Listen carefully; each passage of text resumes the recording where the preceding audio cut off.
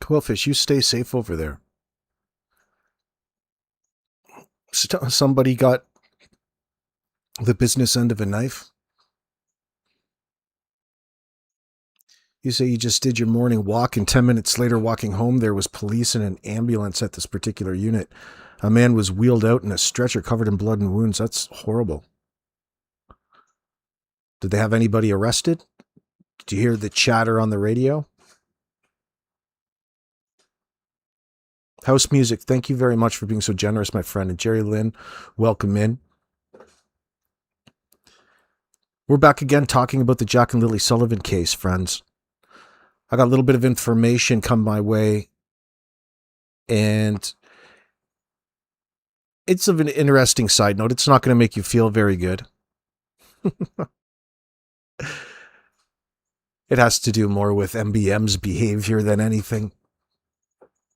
We've got a real Casey Anthony on our hands and beyond. Excuse me. You've lived on that road for 20 years and the first time seeing something like that? We'll get some video. Maybe not. Guido, word up. Susan B. Yesterday, of course, it was already caught. It was caught on video. You have to point it out to us, Quillfish. There's a news report. Yesterday, of course, we discussed some heavy topics, specifically in relation to the Jack and Lilly case. Hayden and Haley Ferdinand's father, this Joey Smith.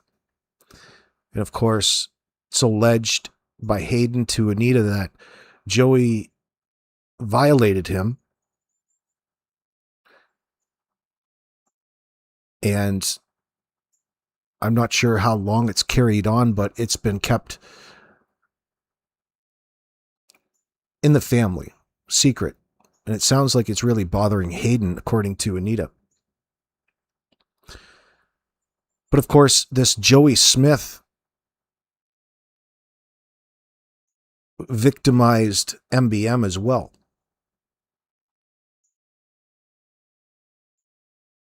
How is it? It just blows my mind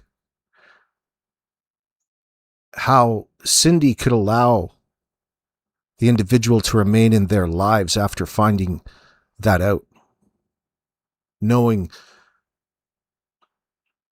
the horrid abuse that this individual that she had a child with perpetrated on stepchild and his very own child. How is it you can live with yourself? That's the most heinous thing that you can do to a child.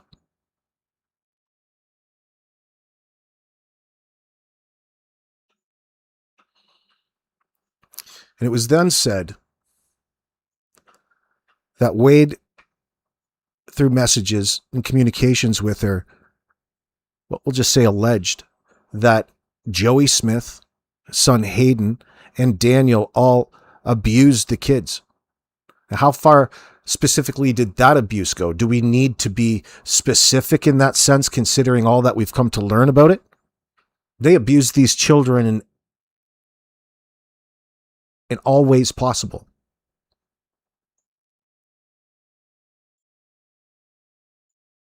Good to see you, Annie.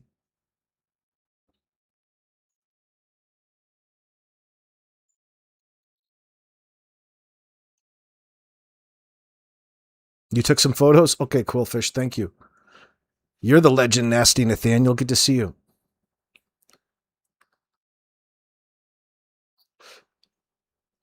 Tash Pond, you say your mom just stumbled across Dan and Malaya's first interviews and called me.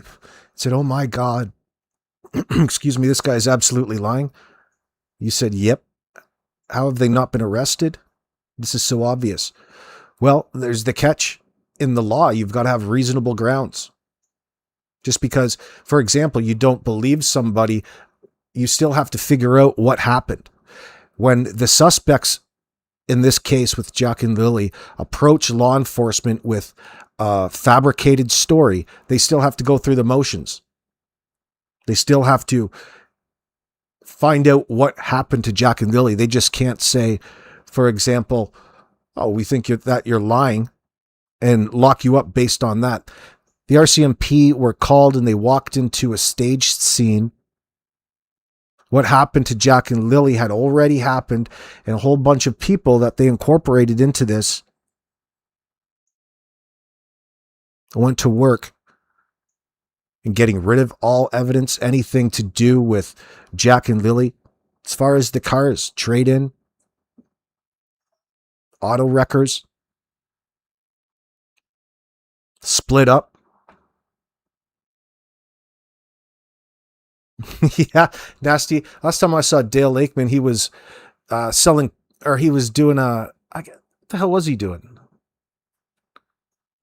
I wonder if he's still pissed off at those cops in Saskatchewan. Those poor RCMP. Poor Dale. What's he doing? I got into my sock account and I said, oh, hey, Dale. I think he was doing a little bit better. At least that particular day, he was a lot happier. Hey, Carolina.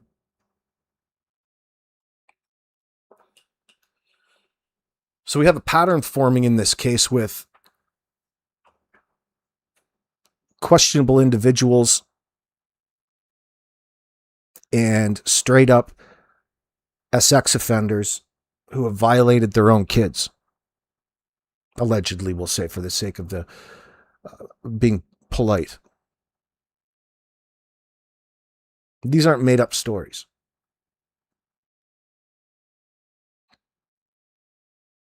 Oh, I don't know Cindy or house music. Why did Cindy really sell her horse trailer? I don't know. Maybe so she can get a new one. So you want to get really pissed off for a second? I saw some communications between Matais, Malaya's boyfriend, and an individual talking about loosely what happened and who Malaya's new fling is.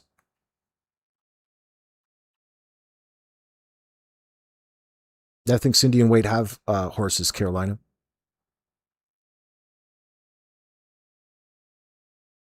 I'm surprised Shannon didn't buy it.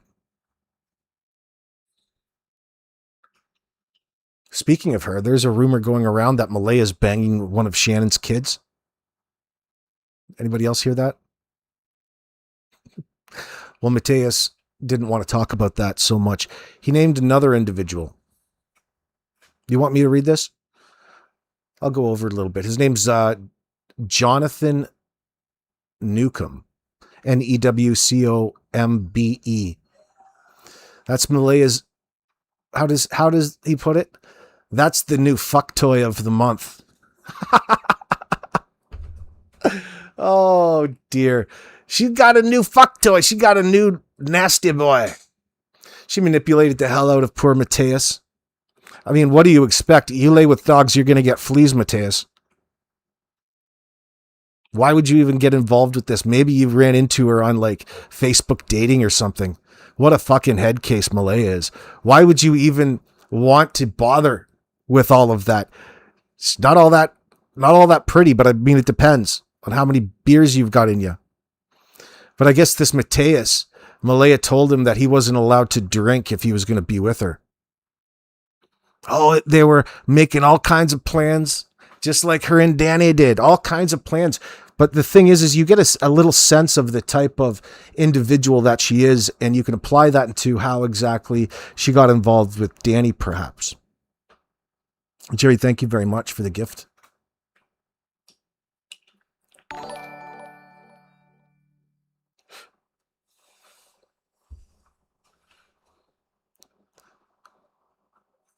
So I'm doing it this way because I promised not to share the screenshots or the direct communication, but I can still read it loosely. So I'll interpret.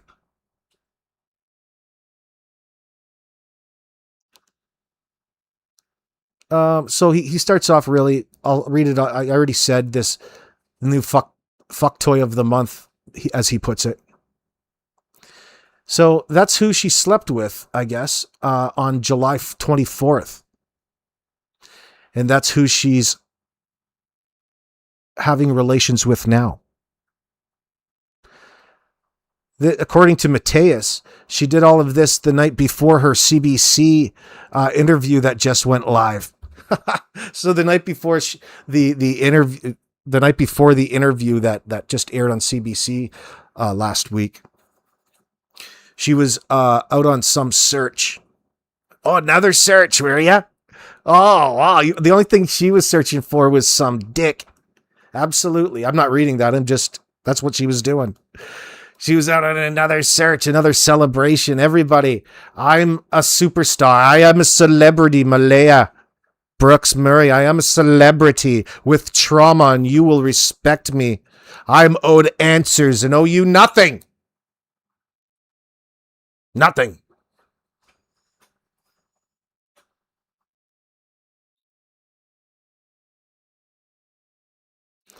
Says, yeah, she went out and did that before her CBC interview. Like he puts it the morning after. She was recorded the morning after. I don't know what it's significant to him about that. So he says, she was out on the search the day before for a different fella in Harmony and told me she couldn't talk much all day. Then she would call me and say good night. And that, well, she said to Matais that she would call him and say good night to him. Oh, good night, my little pookie wookie. And tell me about her day. Then, long story short, I sat there and waited and waited and waited and cried, and I put that in myself, while she's riding some drunk dick. After making me quit drinking, by the way, he said. Oh my God. What happened to my screen? What happened to my screen? What is going on with my screen? We'll have to switch it up. Hold on.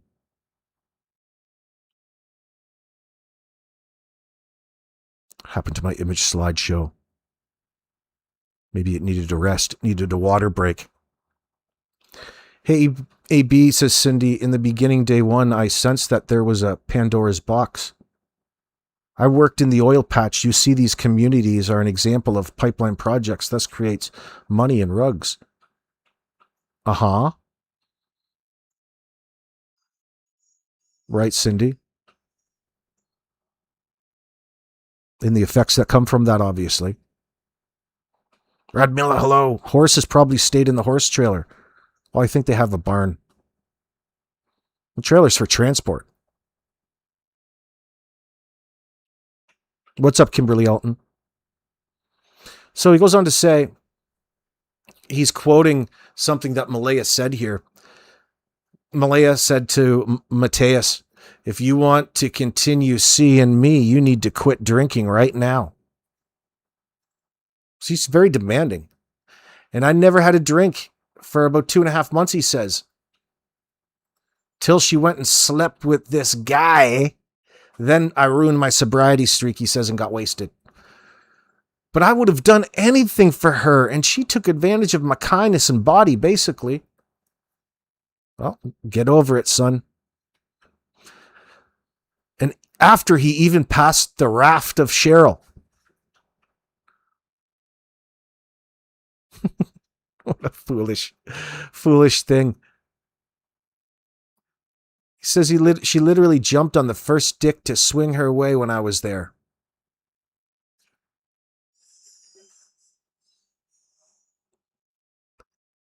Some drunk guy at that, he says.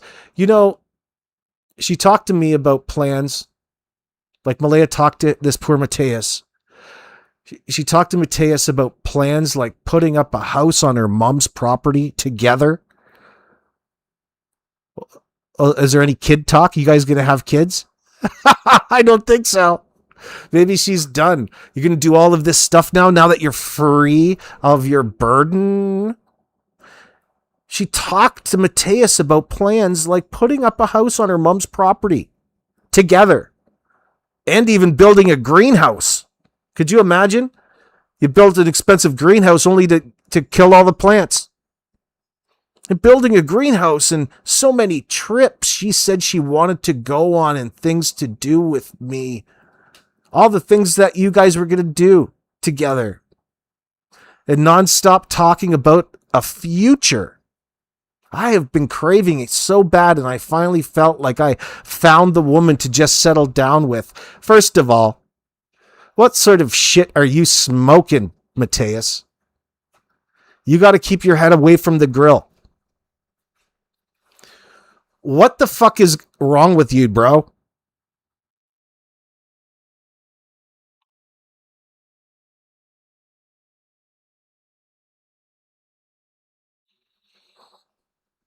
What would make you think that this individual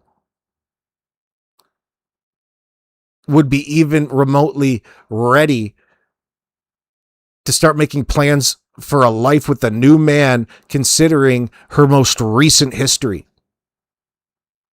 I guess there's stupid dudes all over the place. Matais, is this your first girlfriend? Where do you have a father that can advise you somehow? You know, she talked to Matais about plans like putting up a house on her mom's property together. Oh, just you, me, and mom? Malaya is going to build a house on Cindy's property. Well, why wouldn't you? I'm going to go just, I think we should just, I've been thinking I might just build a house right here. Yep. Right there. You're not going to mind that, are you, Mom? That way we can keep all our secrets that much closer. Oh, boy. What do you want to know, Cindy Clark? I just explained it. These are communications from Matais.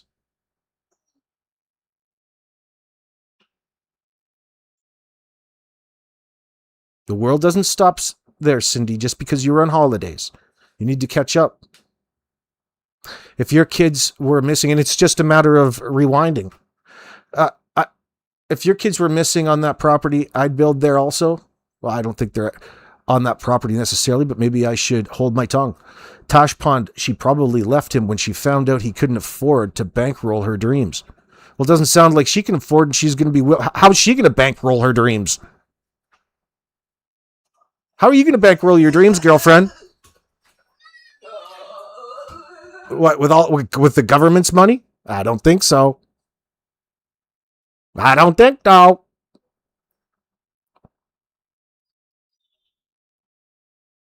Matais is flipping burgers at the Dairy Queen. He's not affording to bankroll anything, Tash Pond. He can barely afford to go on holidays. No disposable income. There's always a barn still good enough for Darren Geddes, Ilyanka says. Well, wouldn't you know it, that's where he sleeps.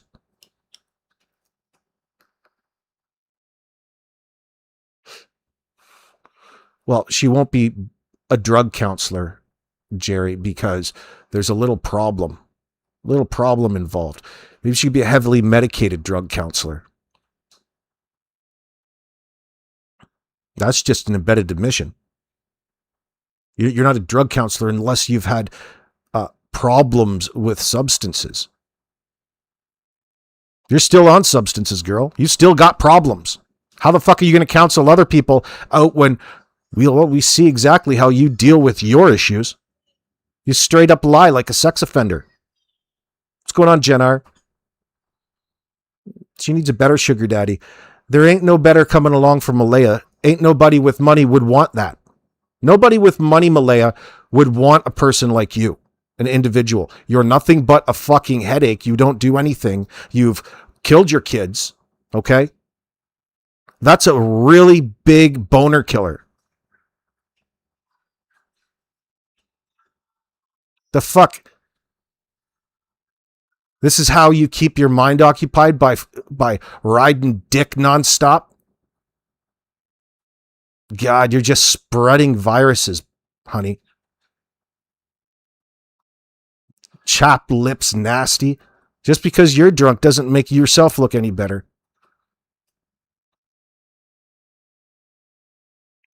Yeah, it's a big deal. This fucking Matais.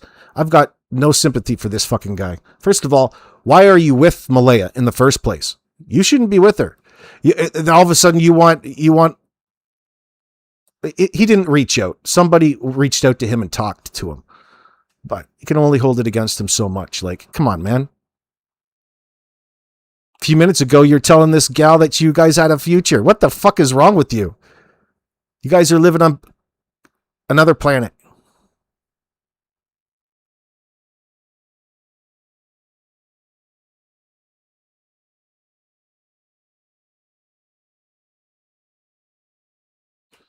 Oh, all of the plans we were going to build. That's some real plans. I'm going to grow up and build a house right here on my mom's property here. Why don't you build a house at Cheryl's? Why don't you put an addition on that fucking trailer that you got your four-wheeler parked out of? That shed.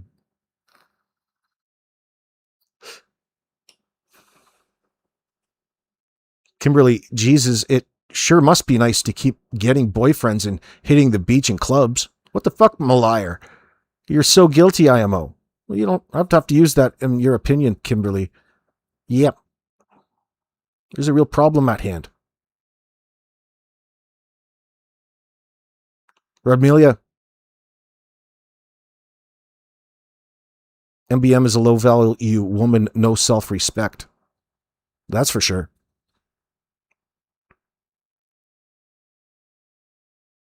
So getting back to Cindy.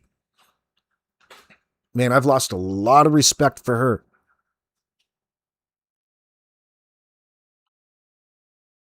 But you can understand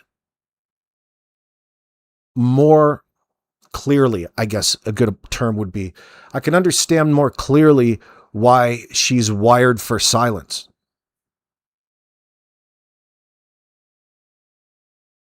Because of the situation with Joey Smith. I don't agree with it, but it's not like it's not abnormal. It's sadly, silence is a common reaction to that sort of abuse. But I can't okay it because you allowed your own children to continue to be victimized. And it's not just a one-off thing. It's not just, whoop, my daddy slipped his penis in my anus. This kid has some serious fucking issues and they're manifesting some really terrible behaviors later on in life. In fact, we heard stories from the get-go with Danny and Hayden while he was 16 and that poor gal and the devil's dandruff.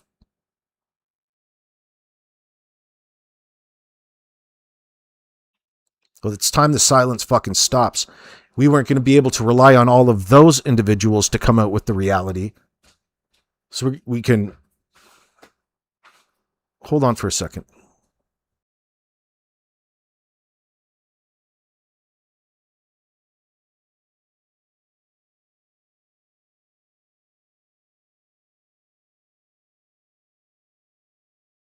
Sorry, I was interrupted. I was. Tash Pond, it's amazing what a little bit of makeup can make men do and overlook. Well, in person, you might not even recognize who she is or even be familiar with the story. This girl's got the audacity to be making all kinds of fantasy plans. But really what it's about getting a group of guys manipulated. She's a manipulator, a liar, interbreeding. That's a factor here.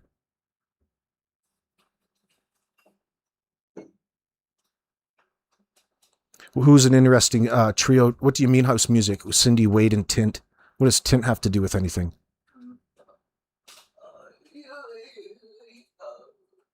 And why not Nayface calls Giraffe Neck her wife now? Who the hell are you talking about?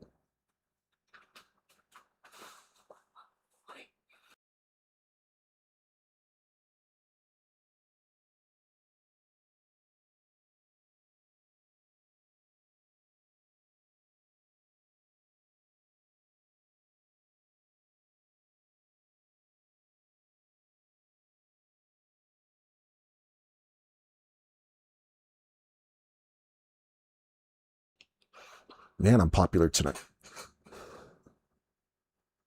Yeah, you don't have to bring up tin house music. He's not a part of anything.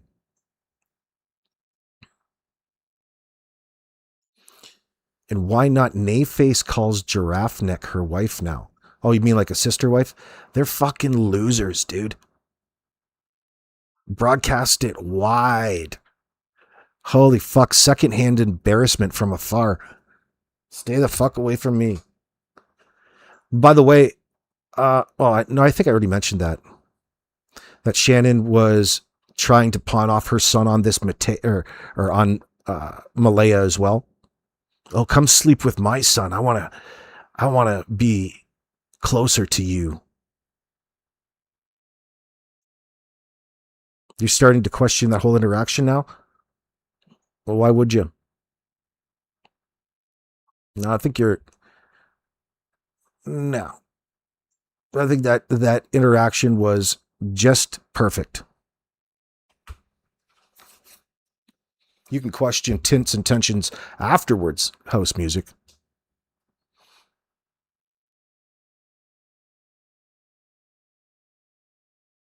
No, Wade has been the source of some fantastic insider info. I respect that.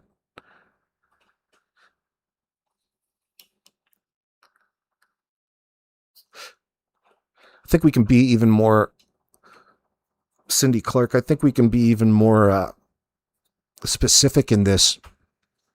This is why last night's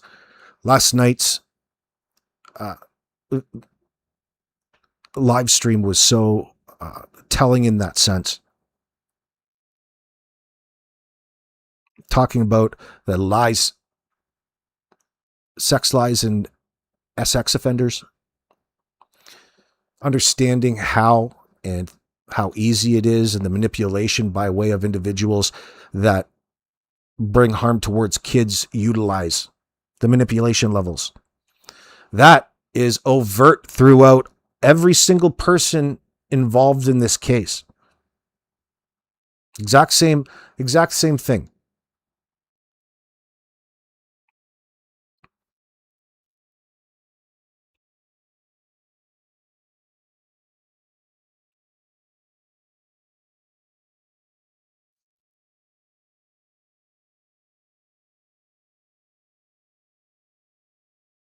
Ilyanka, do you think they could probably afford that free? You mean talking about affording a junk trailer like Janie? Well, that was a free trailer from the dump. That RV. That wasn't an RV that they were utilizing. That's something that she's shoveled in there. Got the hell out of the house.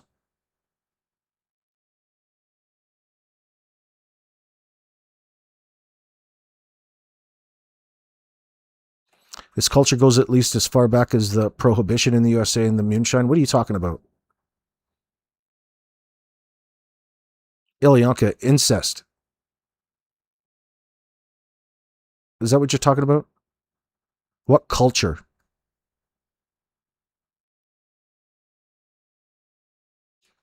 Prohibition in moonshine in the United States specifically has nothing to do with what we're talking about.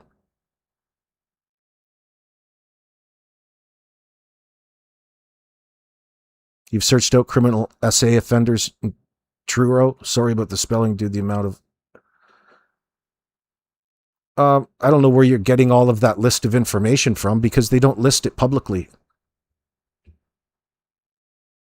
But you could probably get into all kinds of articles about conversations about offenders. We're talking about specific ones. We're talking about ones that we finally come to uncover thanks to people like Brendan and Anita.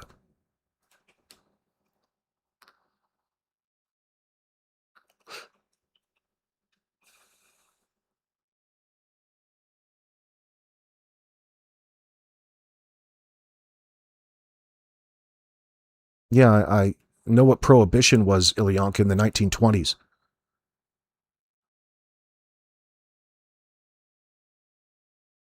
I don't know what you're relaying, Ilyanka, onto this, but it's unnecessary.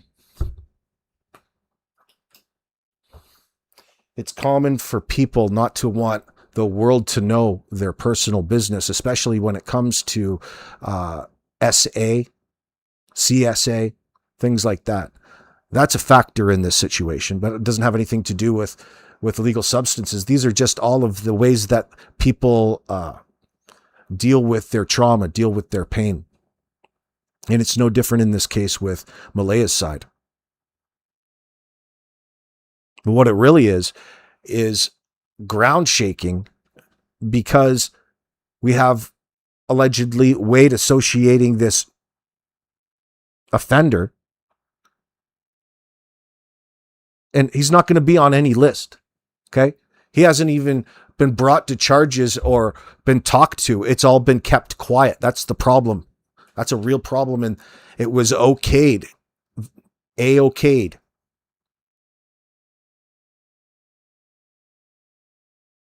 What are you talking about, Cindy Clark? What SA offenders list are you talking about? Pull it up and send me the link. The only one there's you could probably get some if you walked into a sheriff department, but there's no listing.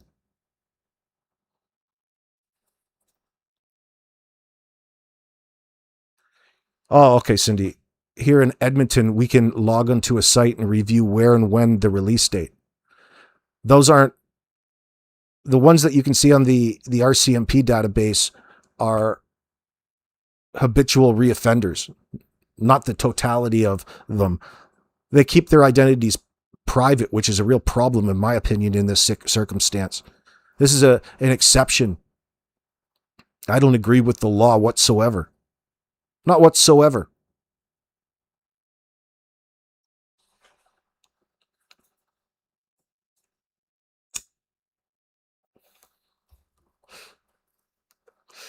It would be nice to have one in BC, says Trail Hiker.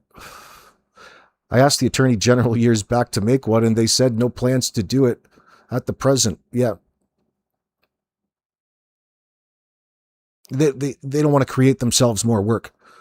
I straight up don't like it for the simple reason is that not making their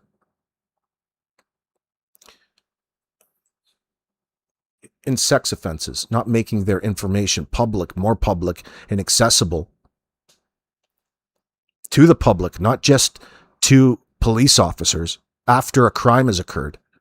People can plan around it. People can avoid being victimized by people who are just a matter of time going to victimize and go on, do it anyway, regardless.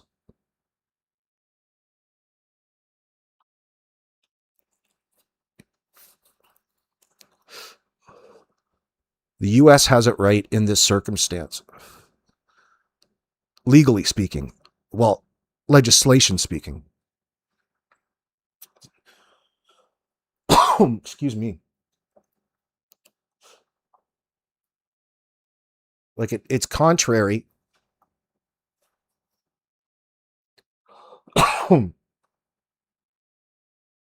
It's contrary to families and individuals who have to protect children to be aware.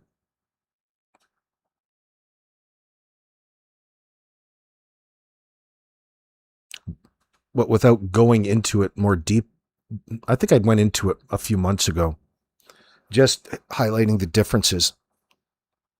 But talking about the philosophical reasons as to, or the legal arguments as to why it's so, I think it would go back into how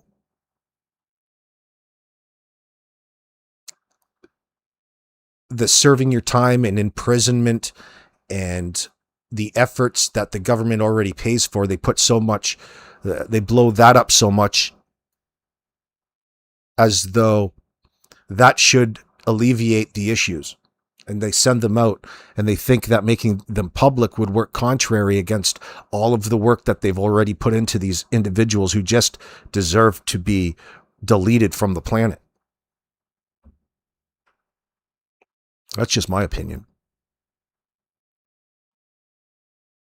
Like, it seems that the government and the law in Canada makes it more easy for these sex offenders to reoffend. In fact, they do. I don't even going to quote the recidivism rate. I don't know it off the top of my head, but it wouldn't have made a difference in this case. It's just a general opinion, I guess, that we're on the topic. Think about how far we've come in the past year from the information that the caregivers have brought forward to the world. We know that that's 100% bullshit. That's why it seems like there's so many lies and indicators of deception. It took a while to understand that the whole story is simply bullshit. So going back on the initial question, what's taking the RCMP so long is that they still have to figure out all of the details. They still have to do a complete investigation. They need to figure out what happened to Jack and Lilly. It's us. It's not us that's behind. Or how should I should rephrase that? We're just behind where the RCMP are. We're figuring that out.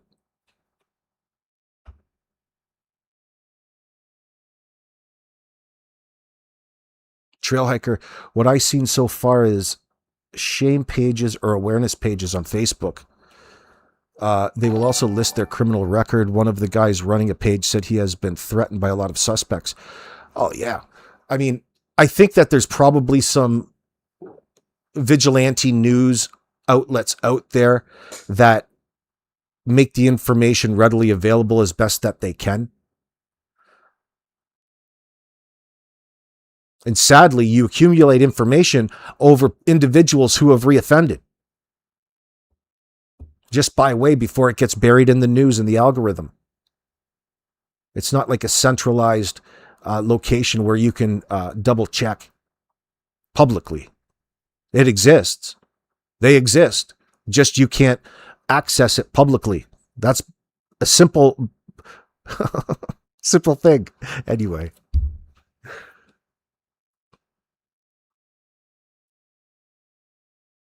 Trail hiker, please show your support for AB's channel. Yes, damn you. You guys are all been generous in the last bit. I love you guys. Thank you. Jerry Lynn, Cindy, but it only gives you the province or whatnot. It's not good enough in my eyes. No, not in Canada. Like I just watched before I went live, this Toronto Sun had this little 7-minute video where 3 minutes of it was showing slides of a new release from the RCMP of Canada's extreme sex offenders, one who are out there and are going to be a danger to reoffend. What does that tell you? That they're almost implemented something that works around what they should have been doing in the first place. So you have a site. Oh, well, we're not going to make it public, but we're going to make a list of only what we deem the most dangerous, like the FBI's most wanted, top 10. So here's the RCMP going around to make only a list. I guess it's a start. But even the RCMP really are acknowledging it by doing that there's problems within the legislation.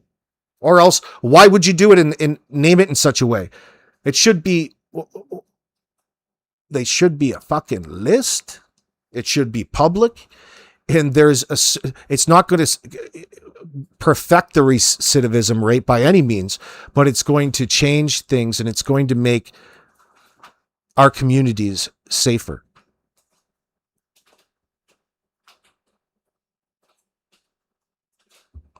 Imagine being okay with anal sex on Yonge Street in front of your children and not okay with wanting to protect them from predators. It's outdated. It's foolish. It's something that if they ever cared about fixing our communities, which you really have to question nowadays, that it's questionable. No, it's not questionable. It doesn't seem that they care about it anymore. Community safety. Again, not that it would have changed anything in this particular Jack and Lilly case, just a bit of a tangent we're on. That's all right. What you've seen so far, trail hikers... Oh, sorry, I'm reading the wrong one.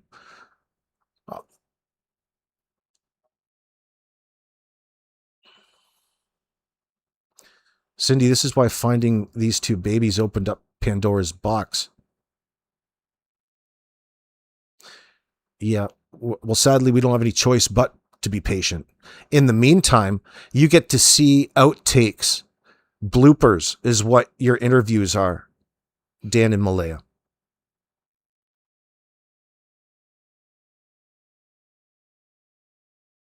They're lying to you like the sex offenders that they are.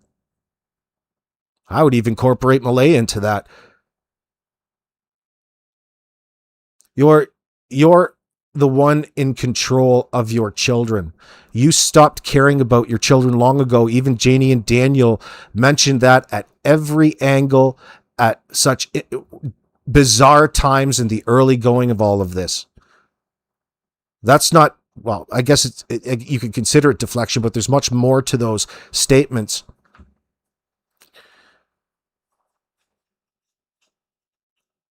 She stopped caring about Jack and Lilly.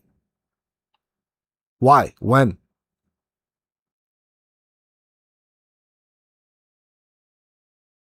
A person who cares about their kids doesn't send them to school stinking, dirty, hungry,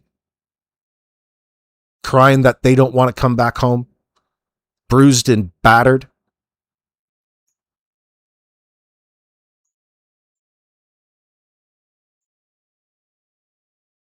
Coop, thank you very much, my friend. It's a very nice super sticker. I appreciate it. Like, it shows you that's not her being, I've reconsidered. Yes, she's dissociated, but she's already been dissociated from Jack and Lilly for a long time. The interview, and you see it, that's straight up lies. She's straight up lying to the camera. She's okay with it. She's fine with it. She's attempting to straight up fool the RCMP in that sense. They know that. But you can really see it overtly.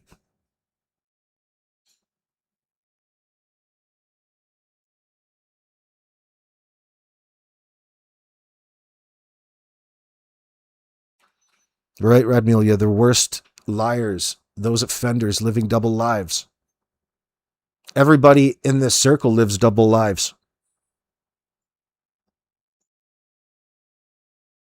When Wade alleges that Joey, Hayden, and Daniel all abused Jack and Lilly Sullivan, and you're mentioning a person who you know is a violent sex offender towards their own child, I think it would go without saying what that likely abuse is. But what Wade is saying is that this Joey Smith had access to Jack and Lilly. They would have been family. Not Jack and Lilly, they wouldn't.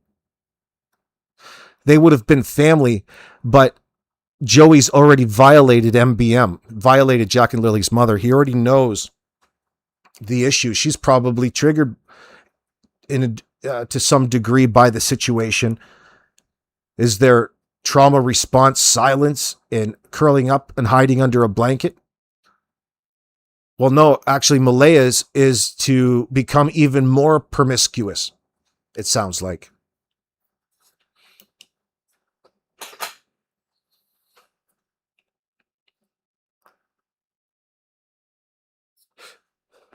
Right, Ilyanka. Hayden turned into a perpetrator, a victimizer. They're already... That's scary, isn't it? It's scary. That makes Malaya... Her decision to stay in this environment, man, oh man, oh man, you're just as bad as these other offenders. So what we're really looking at is a handful of sex offenders here, friends, and we already have early signs of it with this sexual assault and assault enforceable confinement that Daniel Martel is going back on September 3rd, hopefully to enter a plea. Hey, Darlene. The sex offenders probably aren't going to stop coming to light in that sense. We've made the association to the neighbor, but here's an even more tighter association.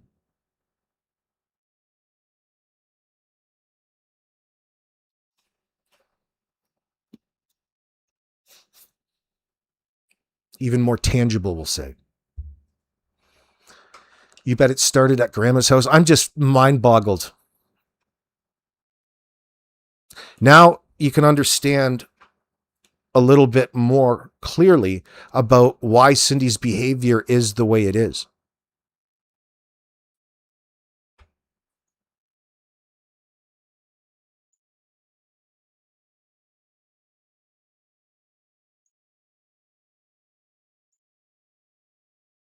It makes sense, but I don't condone it. I don't okay it. It is absolutely treacherous. This is the worst type of hell you can put your family through. Cindy needed, and she was in control. That's why she was probably targeted, because she's a pushover. She's easy.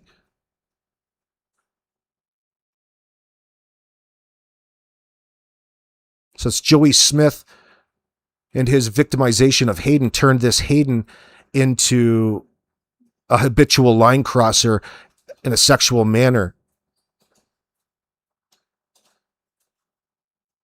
And it's already manifested years ago. He's already been in trouble because of it.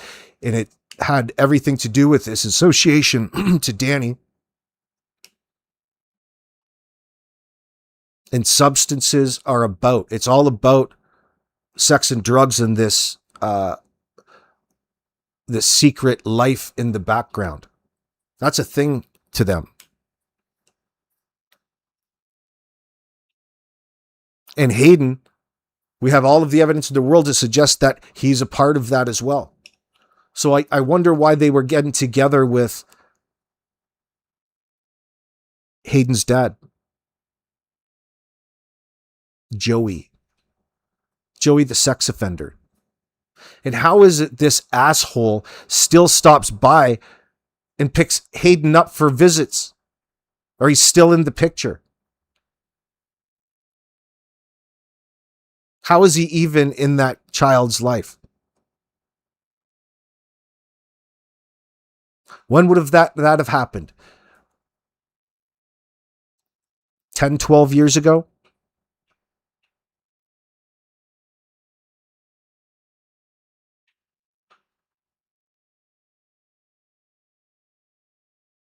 So think about the potential high risk situation that Jack and Lilly were introduced to. Why would you okay that? This relationship between Hayden's,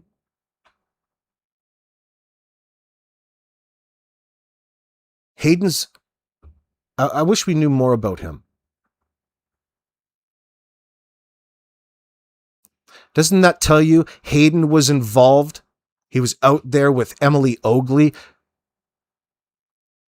by the pink shirt, arranging for Haley to find the blanket later in the day on May 2nd. His dad's Joey Smith, the sex offender that hasn't been caught yet. Cindy's ex that violated MBM. Geez, guys, we're looking for a couple missing kids here. I wonder where they could have went.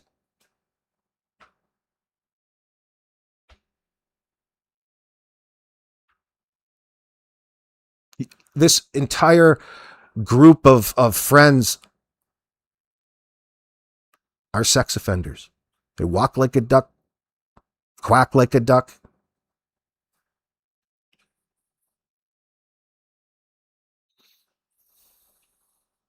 Annie, you're really sorry, AB. Oh, okay. It's all right. You're tired. Go rest up, Annie. It's the middle of the night for you, isn't it? Sorry I'm so late, darling. I'll try to be earlier. Today I was even considering all of my UK all of my UK viewers. I better go earlier. You're 5 hours ahead of me, I think.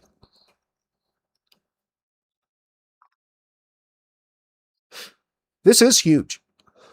This is a huge connection, and we know this because of a hero, Anita Maxwell. She's a hero in all of this. She's a hero who has all of the secrets, and she knows intimate details about the family locally. And these are just points that we're talking about. Points that we're talking about. Imagine when we have a more complete understanding about the scenario. All of the situations. Yeah, Trailhike, you're right. It seems like chomos are surfacing all over the place there. Mm-hmm. And look, they're all blatantly lying to the camera. They're just doing it, just like all of the ones in the video yesterday. They recognize how easy it is because they're constantly lying. They're constantly having to live that double life.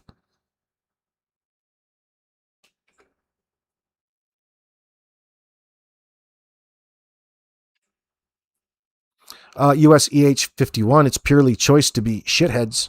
And shitheads they be because they think it's easier than being honest and hardworking. Yeah, I'd have to agree with you, not to cast judgment too early, but I mean, the neck bone's connected to the arm bone.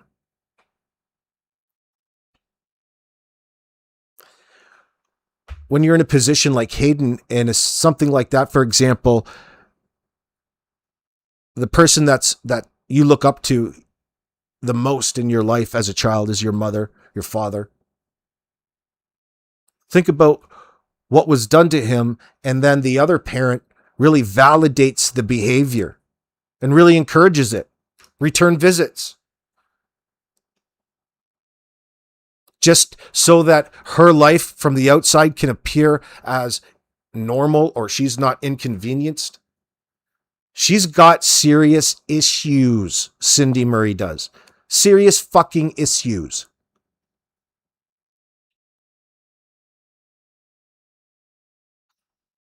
But I can't understand why she's running and wants to be silent, pretending that somebody stole her kids. A nurse like you, who should be pragmatic, should be the one leading the charge and calling out every last ounce of bullshit. So should the other paternal grandmother, but they're not. They're enabling the chomo behavior, the lies, the deception, the molestation, the abuse. Every last one of them.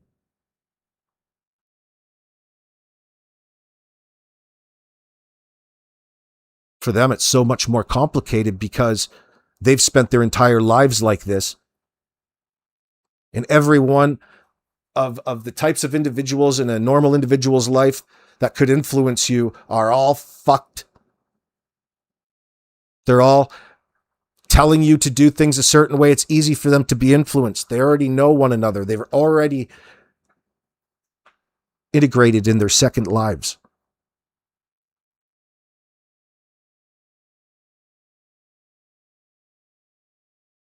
Fuck, there's nothing between old Joey Smith and Hayden. Look at what they're both on the level doing.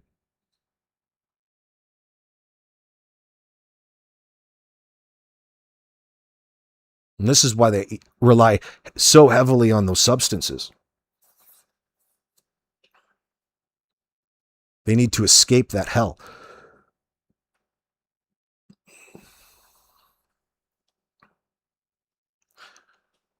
Yeah, trail hiker.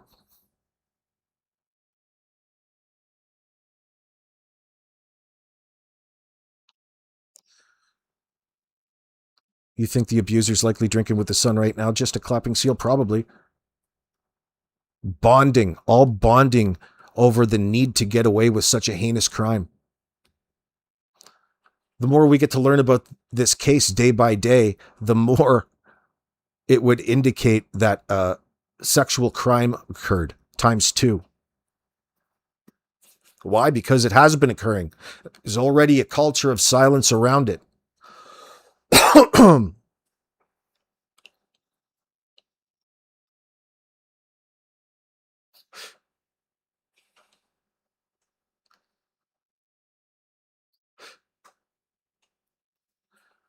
But the circle needs to be broken in Pictou County. They need to drive the paddy wagon down there.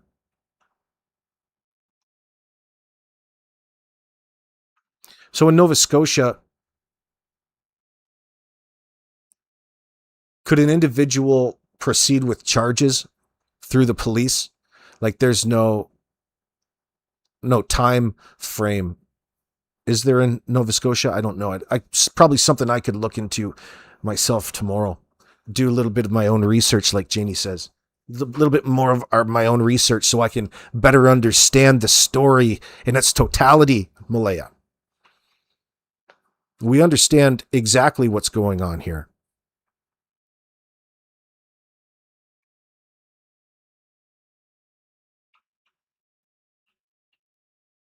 Where was Jack going on Thursday evening with his blue backpack?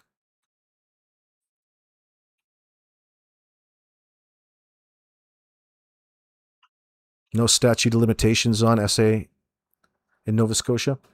Let me look for it right now because I don't want to be misquoting.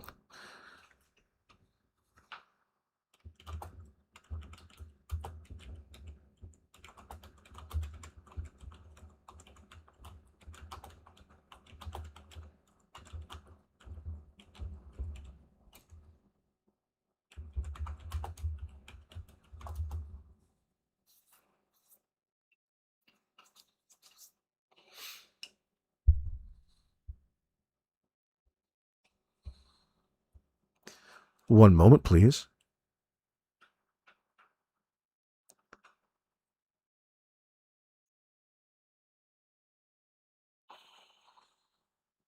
So it reads as follows, just a clapping seal.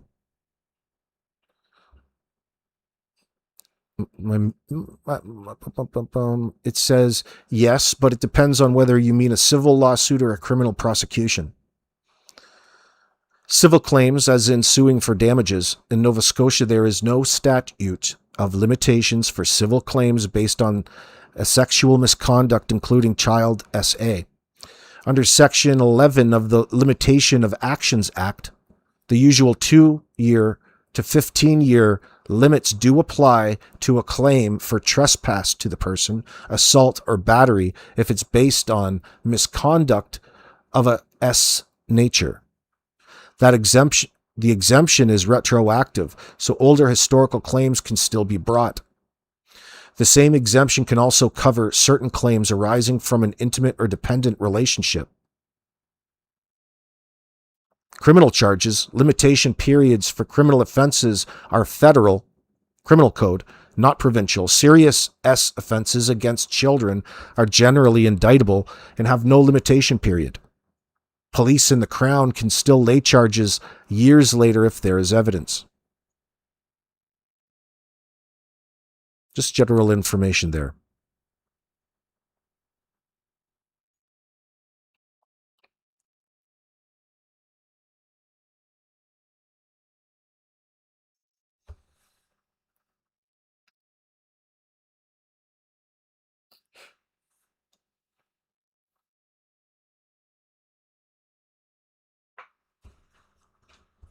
So where does Darren and Jordan fit into all of this? It's hard to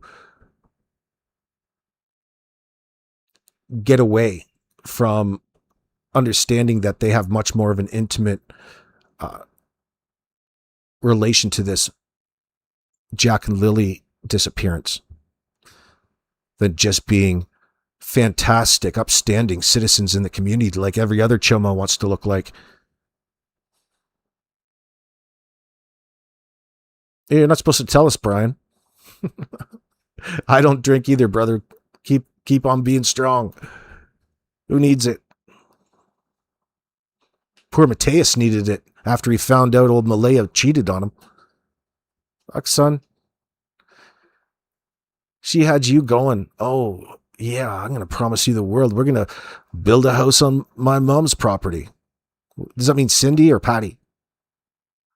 That tells you that she's a dependent for life. Like, she's not going anywhere. You don't have any hopes and dreams and ambitions. You're going to build a house on your mom's property. Oh, you're so lucky. How big do you think that damn house is? Oh, it's for your son? Good for you, brother. I wish him well. Does your son need any life coaching or counseling from Malaya Brooks Murray, by the way? I heard she's looking to practice. She's going to practice some counseling. Somebody give me her phone number. I'm going to start offering life coaching sessions. Oh, shit. Could you fucking believe the audacity? Oh, wow. Oh, wow. Who the fuck are you going to counsel? Inmates? Yeah. How much for that's how you should be selling your ass, Malaya, on Leo's list. It's just advertising for life coaching lessons. A BBBJ. The full girlfriend experience, Malaya. Is that what you were selling old Matais at the Dairy Queen kitchen? Oh, we're going to go on all of these trips. Well, trips to where? Fucking Labrador? Trips the hell out of Nova Scotia. I couldn't wait to get the hell out of there. Maybe a trip back to Pictou County. Do another search. Maybe we got another search in the future. Oh, yeah. Let's get another search going. You guys have my GoFundMe? Oh, how's old Kent's burnt down fucking shop GoFundMe going? Oh, Trailhacker. What? I wonder if MBM, Teabag, and Cheryl are on OnlyFans. Not anymore. Danny's already tried that. Talk about not making any money. That's the last thing that you want to do. Malaya, you should go on OnlyFans. That's right up your alley. It probably wouldn't do much for your resume, though. I thought you wanted to be a drug counselor. How about a coke and slut party counselor? People can come to you and you can organize little coke and slut parties for them. You can be the madame.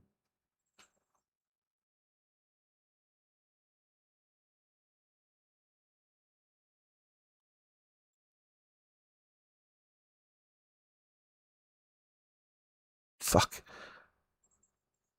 I'm dumbfounded about this. So you're telling me that Cindy Murray is well aware of who violated her own daughter, and that was okay. She ignored that, and the violation happened to her other child, the abuser's own child. If it happened to one, it happened to two. By the way, what the fuck is wrong with this Joey Smith? What is wrong with this dude? Like, what is it this guy has to do? He probably ended up breaking up with her. Done with this. Going to find a new girl with some more kids. How many individuals has he done that with before that and after? This dude is serial. Like, that's just fucked up. Well, if Cindy ignored that, what did she ignore with Jack and Lilly? She's in the middle of ignoring it, Trailhaker. We can see it. She's needing to believe that somebody came and stole her kids. She wouldn't know any of the reasons why. That's a key enabler. That's almost as dangerous as the offender himself. Willfully turning your head the other way. That's the most disturbing thing out of all of this. This is what kept me awake, kept me thinking all day.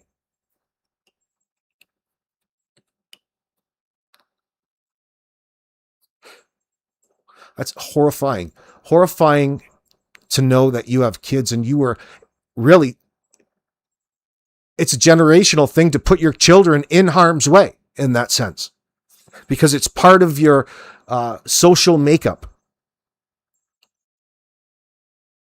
So what happened specifically with Jack and Lilly in this case?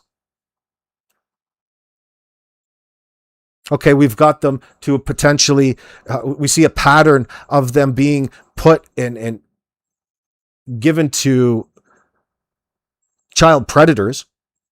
What then did the child predator do to Jack and Lilly? And in turn, why are you covering up for it, Malaya and Daniel? And Janie? It would make sense, the connection here, as far as tangibility goes, that this Joey Smith, there's a good chance that he had access and it was something involving him, considering Hayden is seen carrying out suspicious behavior along with Emily and Tan Man and Alvin on Lansdowne Road at 10:48 a.m. May 2nd. And they went and told the police. They omitted all of that information to police. They only talked about after they came back, after they got a call as they were sleeping in the middle of the day on a Friday. I remember even when I was drinking, I'd be up in the morning because it was Friday, dude. And you're down in the middle of the day? Jeez. Are you still around, RR?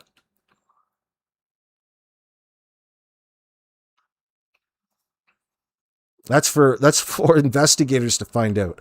We don't need even to, we're not even interested. What are you going to go ask somebody who's just going to lie to you?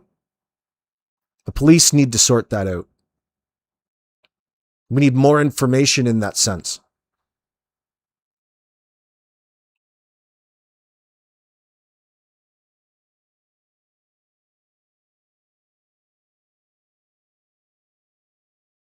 You're looking for Mike's podcast. Mike DeMan, you mean? The man? Let's see. Hopefully he goes live tonight. They didn't go live last night. I was disappointed because I was hoping to wake up to so much more talk about this. Anita's finally caught my interest with the specificity, because every step of the way has been important, but this recount of talking about what Wade said to her about Joey, Daniel, and Hayden all abusing Jack and Lilly, that's significant. Here's his link. Here is his link right here.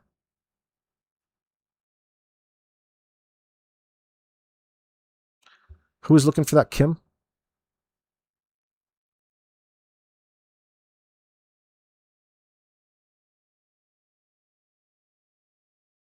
Yeah, Anita, you're out there listening. I know you are, girlfriend.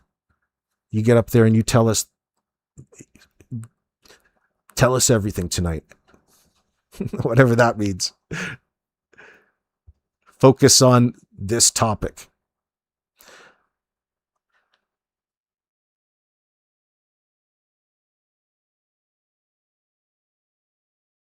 There you go, Kimberly. There's this link. It's sickening how both sides allowed the harmful abuses of Jack and Lilly. Huh. That's been people's observations since day one. And every day, the more that you find out about the case, the worse and more abuse and neglect that you come to learn of. These assholes have a lot of fucking nerve to be going over to Salt Spring Island, trying to brush all this under and put up memorials in memory of Jack and Lilly, considering how abused and neglected and abused that we're finding out they are. How inappropriate. It's mind-boggling. Then you realize that the group that's doing it are the exploiters of Jack and Lilly. Fuck you, Kent, Darren, you bitch. Son of a bitch. These fucking clowns. Jack and Lilly had absolutely nobody after Malaya canceled out Cody in their lives, and she went in her drug binge and isolated herself away on Gairloch Road for 2 fucking years. She was made a target if she wasn't already being targeted by Joey all along.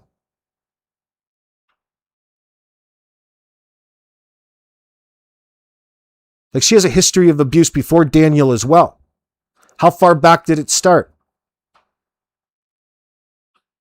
Maybe she talked and everybody became aware of how, well, apparently, according to people like Matais, it's pretty easy. She's very promiscuous in that sense. She stands out. She is the exact opposite of a maternal instinct. The polar opposite.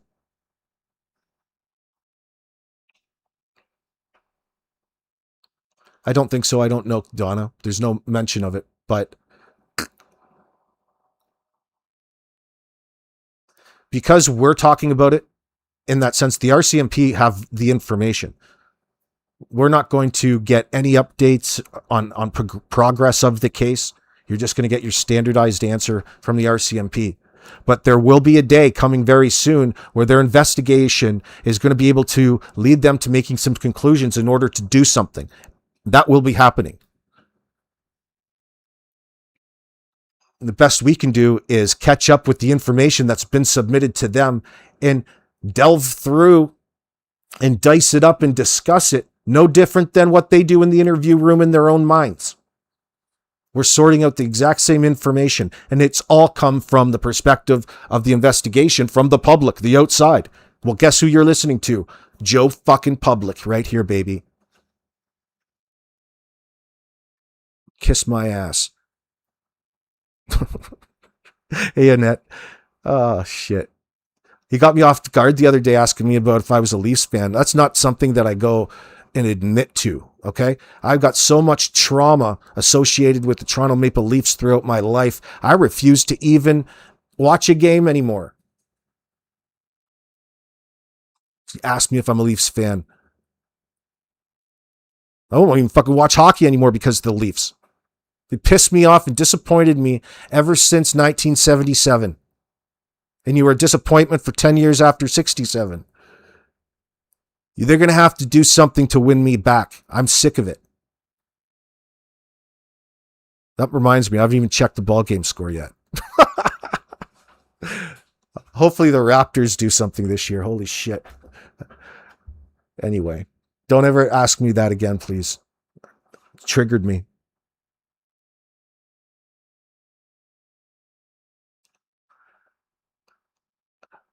I'm the paper bag fan. No wonder Cindy is so cold towards Jack and Lilly Black Opal. Even when those babies were pleading not to go back to 1407, she drove them back handed over on a silver platter. She's a POS. She's not a stable individual. Well, we know that she wasn't, that Patty stepped in this circumstance and did the parenting with Hayden, Haley, and Malaya. But so they've got like a part-time mom that's off doing her own thing. Probably the same thing that Malaya's out there doing right now. Looking for the dick. Go. Go. Wade, you need to leave that girlfriend.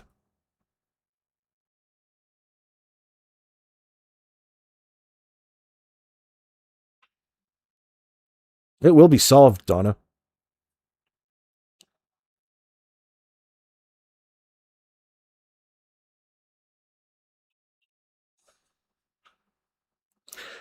So trying to factor in Hayden in all of this, it makes much more sense when there's the end to all of this. You understand a little bit more, perhaps allegedly what Joey Smith victimized him with. And he's got a history when it comes to crossing boundaries with underage girls with Daniel. There's no reason for us not to believe that it wasn't continuing to occur. It's probably a lifestyle.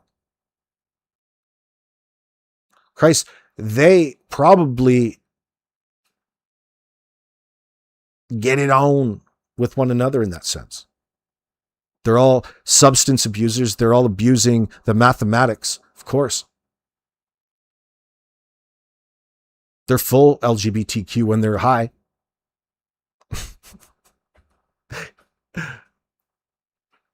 Mona K on the chems.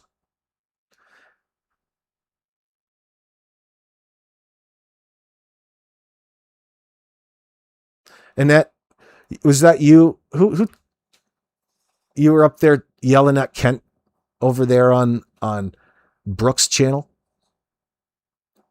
That's funny. Disgusting individual that fat body is, that fucker. Dirty son of a bitch, Kent. Yeah, was it? I forgot you mentioned that.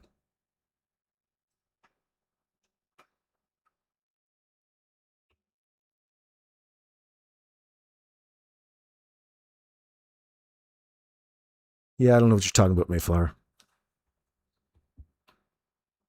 I think you're talking about Team Canada. The 72 Cup, the Canada Cup series. We're talking about Toronto Maple Leafs. Don't even make jokes if you don't even know what's up. Maybe she called him out for selling his trinkets. Yeah, he lied, denied it, then admitted to selling stuff. Well, fuck yeah. He doesn't know any different. What a fucking asshole. Oh, look at me. He probably draws all kinds of CSAM. That's a dude who loves kids in that sense. He's a boy lover. He's probably up there drawing all kinds of nasty art. Oh, yeah. Just wonderful. Kent's a connoisseur. You can tell. I mean, there's no other reason for that idiot to be doing what he's doing in relation to what's happening and what we're finding out about Jack and Lilly. And it's all, unfortunately, centric around the full spectrum of abuse. The full spectrum, not just one, it all.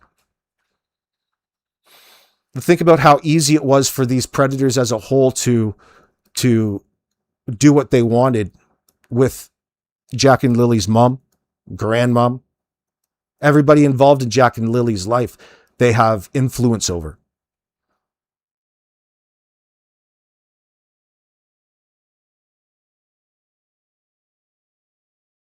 Influence, the most hardest way, as much influence as you can put on somebody with anal rape. That sort of influence, not just a whisper in the ear, a bent over a barrel, literally. That is, you're right, Redmilia, the worst form of betrayal.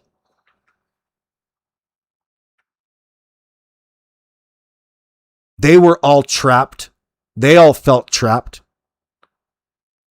Therefore, they wouldn't have been really cognizant or caring about Jack and Lily's personal space at all. In fact, it would have compounded into how low of a regard they kept for the two children that they were meant to be protecting and caring for. You don't do these things to children you love and protect. Victimizing and violating your children opportunistically is not protecting and caring for them, loving them. And it sounds like the maternal side had their love taken out of them and flawed a long, long time ago by a person who's still in the picture today. How many fucking baby mamas does this woman have to begin with? Like, she's questionable. What sort of fucking hussy are you, Cindy? You got your mom raising your fucking kids for you and you're still in the lives and just wanting what? What the fuck are you around these kids for anyway? You should be out of the picture just as much. In reality. Because you betrayed Malaya, Hayden, Haley, Jack, Lily. And think about all of the times that your car was used in that. The chance of having DNA around with this group is fucking big time, especially in those cars. Maybe that's where a lot of victimization happened, but it was definitely used in transport between places with dirty kids that were never cleaned, washed, regarded.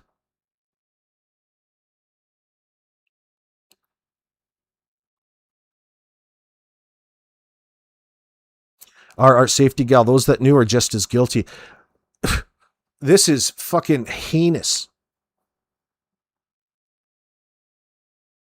It's hard not to think that Daniel's a central figure in the middle of all this. He's not just off trying to make money, shifting it. He would be taking part in the SA and inviting and incorporating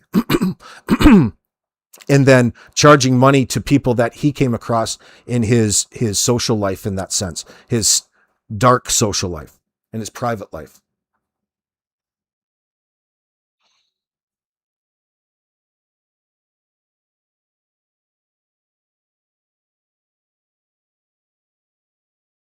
You can really, it's so bizarre.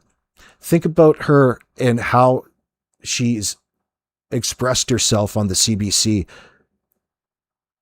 Stole your kids. Somebody stole your kids. What are you? Illiterate? Nobody stole your kids. They're so desperate that the world, and they re-impressed this bullshit narrative about Friday morning onto everybody that's centric around, yeah, the kids were there, but we never ever interacted with them before they disappeared. But we just heard them. Oh, we just heard them from a distance. But I was sleeping. So which one is it? So what is it exactly? You've said everything in the moment, honey.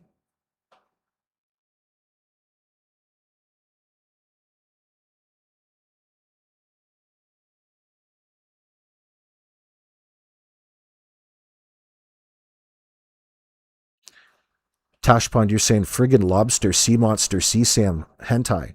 Friggin' creepy Nova Scotia fishermen. Hey, don't insult the hardworking fishermen.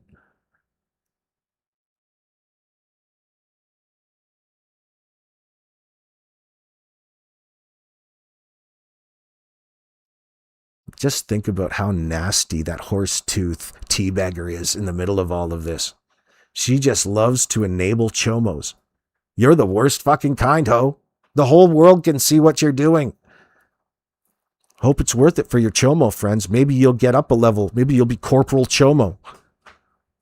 Fucking loser. This whole little fucking group.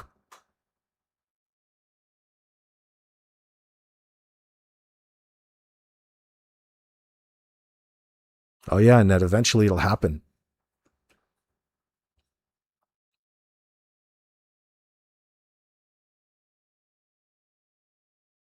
That's why he's up all night tweaking.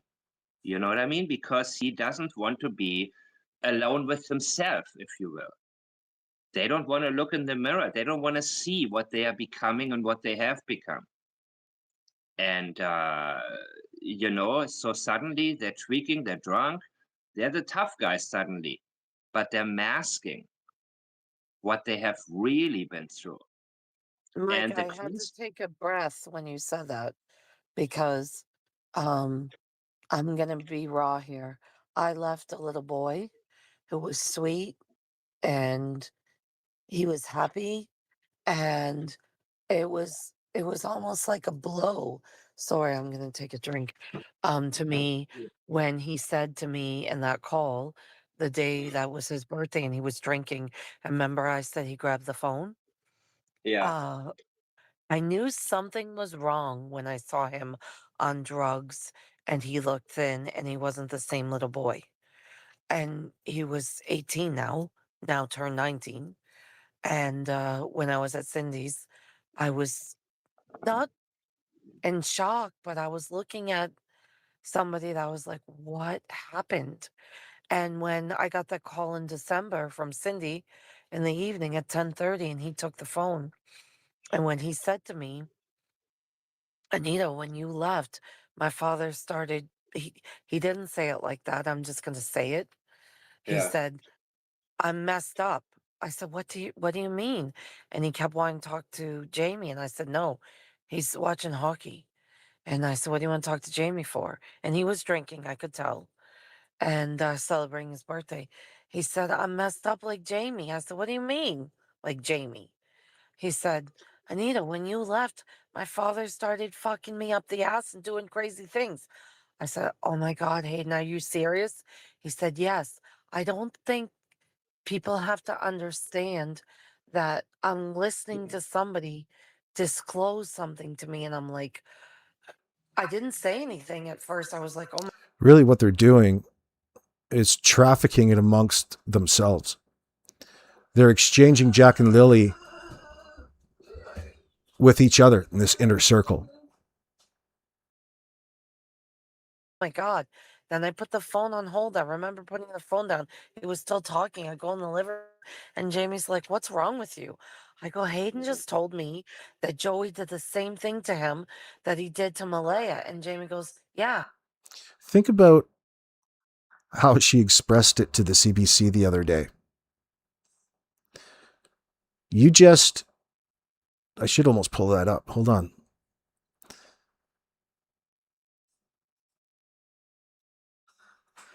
Let me see here.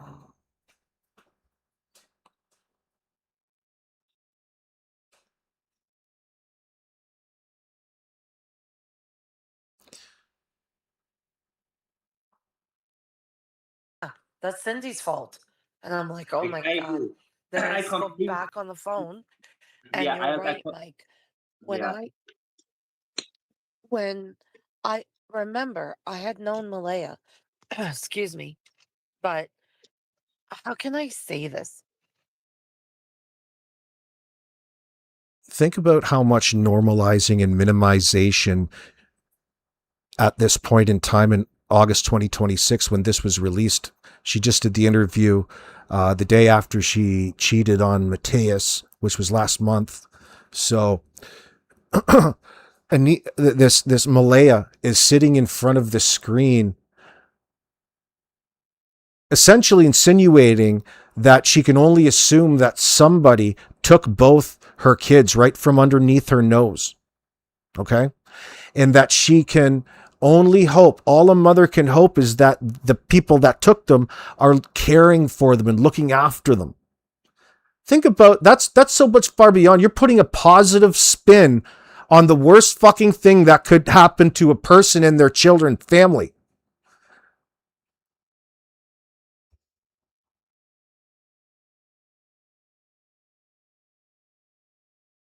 And there's been intense scrutiny on you and your family in the last few months. Malaya says, I don't feel I owe people anything. If anything, I'm owed answers and to have my children back to me.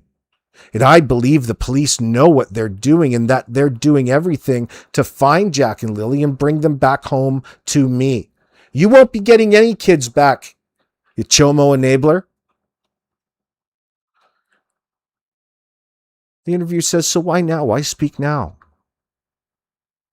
Old Malaya just feels the need to continue keeping their faces out there, that they're out there somewhere. And if they see you on TV, they'll recognize you and maybe somehow they'll be brought back home.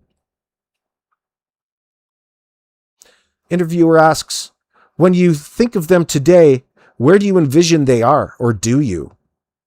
Malaya says that they're being well looked after and they're together. That's all a mother could hope. That's all a mother can hope at this stage of the game. That's not even genuine. Honey, your kids are missing. You reported your kids magically walked out the door. Really, what you were doing was lying every step of the way to police. It didn't seem like you were too difficult to get talked into this cover story. And Black Opal, no, that's selling yourself short. We don't need to label her as delusional. It sounds and it reads delusional, but she's malicious. She's lying. She knows she's lying. She's tapping into what would otherwise be considered delusional. She's straight up fucking lying, openly lying. avoiding.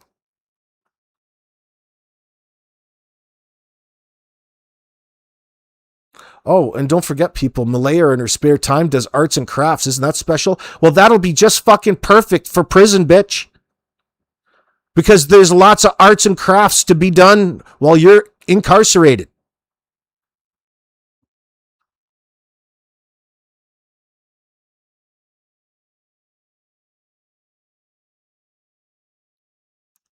What keeps you up at night, Malaya? She says, just not being able to tuck them in at night and give them a hug and a kiss and read them a story. Hey, honey, I'm not sure if you know or if you've ever done that before, bitch, but it goes in the opposite direction. You tuck them in after you read them the story.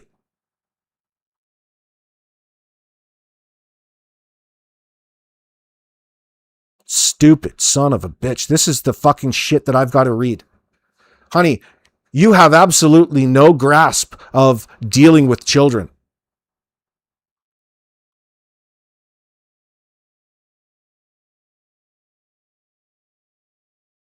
Oh, I miss them a lot. I just look at their pictures on my fridge and all over my walls, and I break down in tears because I miss them so much and they need to come home to me.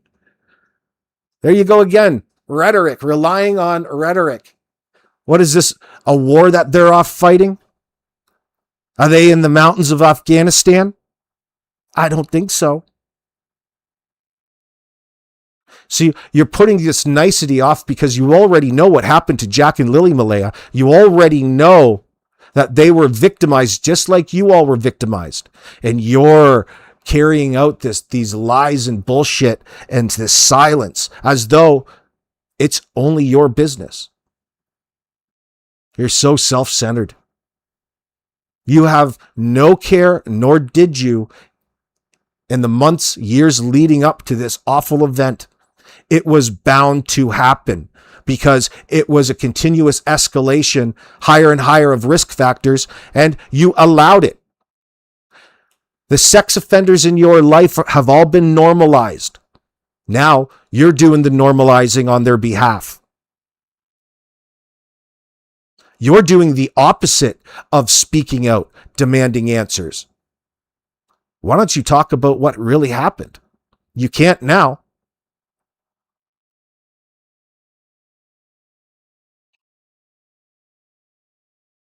Where was Jack going on Thursday evening with his blue backpack?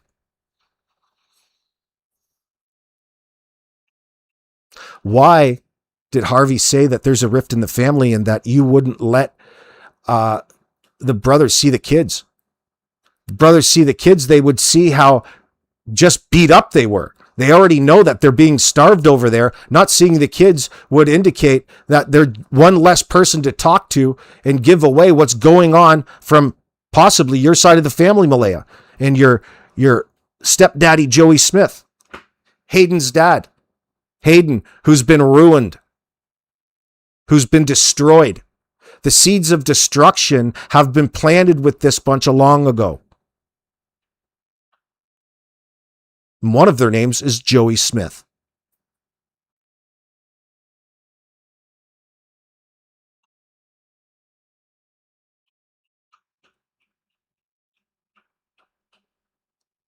Oh, yeah. Tash Pond. It's crazy. That's what she said, and not give me back my babies, for example, if you can hear this, my darlings. You mean speaking? Well, yeah, you're up here. You're up here now talking to us how you can only assume that a stranger abduction happened, and yet you're still not talking directly to the kids. Something's not right there, honey. Sadly, you don't even believe that. You're just raising the possibility. Like you didn't know what was really going on that morning. You're in and out of sleep. And then the silence alerted you to the danger that was present. Come on. You've really fucked up this time. Ain't nobody believing that shit. This is what keeps you up at night, dumbass. Your lies, your deception. How the fuck you're going to get out of this? And like the drugs that you ingest into your system and the alcohol, the dick is just temporary. You're already broken down, girl. You're already nasty. You're already a demon, a pariah to the world. You might not even be popular in prison.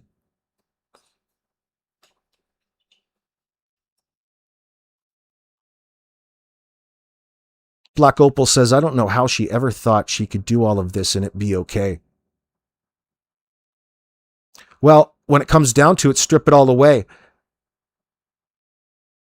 They walked Jack and Lilly into the hands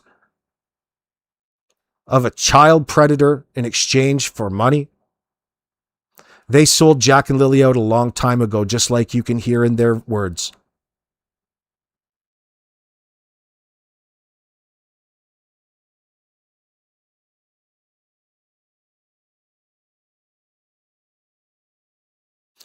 They're desperate.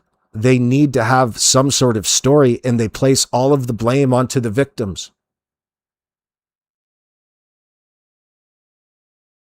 Then they have to work in conjunction with one another or the entire game here, because it's so interconnected with the family, greater family, inner circle, we'll call it.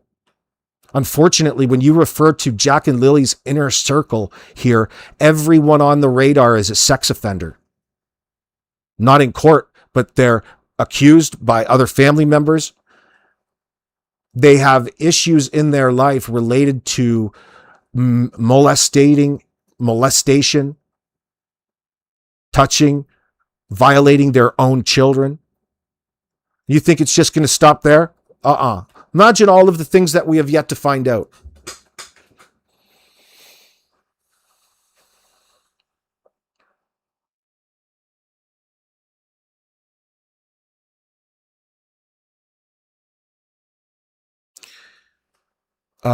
This is even worse, Radmilia, than that. But yeah, you're along the same lines because of Don Wells. Yep. There's lots of associations there as well. You're right. Actually, yeah. They have interesting parallels. Both because they're so reliant on such a flimsy alibi narrative. Hopefully this one will progress a lot sooner.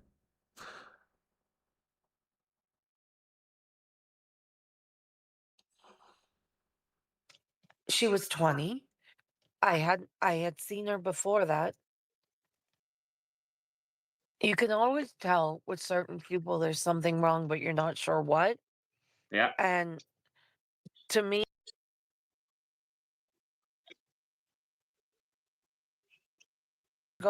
was awkward, insecure, low self-esteem. She had a weird haircut. I wouldn't say she was full gothic.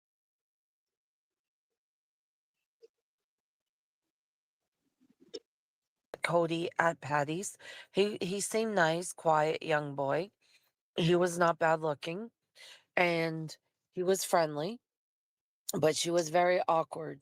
I always knew something was off with Malaya, but I didn't know what. Same thing with Cindy, but I didn't judge people. And when you just said that, it's I shouldn't carry it, but I do sometimes. I thought, what if I never left to Florida? Would Hayden have told me about that? Because he did tell me the day I was driving him to his dad's. He said, I don't want to go. And I said, then you don't have to go. Yeah. I said, let's go tell your grandma. And I said, Patty, I'm going to be home tonight. I said, I know Cindy's at work. I'll just stay at Cindy's. And he's going to have his friend over. He didn't want to go. And she goes, oh, okay. And I did say, Hayden, why don't you want to go? He goes, I just don't like going there. And to me, it was just like, okay, then you don't have to go. And when Right. I saw Joey, I knew he's drunk, he's covered in tattoos, he looks like a scumbag. And I'm like, no, okay, you're not going. You don't have to go. Now Hayden knows about the abuse that happened to Jamie, right? Yes, I'll tell you why. On So the what porch that yeah, the reason I'm asking real quickly is because maybe he felt like talking to Jamie, somebody that can relate to him. You understand and what I I mean? regret that I made a mistake there too, Mike. I should have let him talk to Jamie. If Yeah. Cindy hadn't grabbed that phone, he might have. Does anybody know anything about Mike's live, maybe last week, people talking about a black truck with concrete in the back? Let me know in chat. Believe I should have said, Hayden, go outside. It is winter, but I should have said, go outside. Also, on the deck, remember, Jamie had never met them.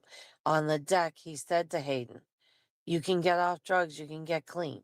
He told him what happened to him in Waterville. He said, I'm clean 25 years. He goes, and I would never met somebody like Anita. He said, my whole life changed. And Hayden didn't tell him at that moment his father did that, but he was listening. And Jamie's a guy that he doesn't say much. So when he talks, you listen.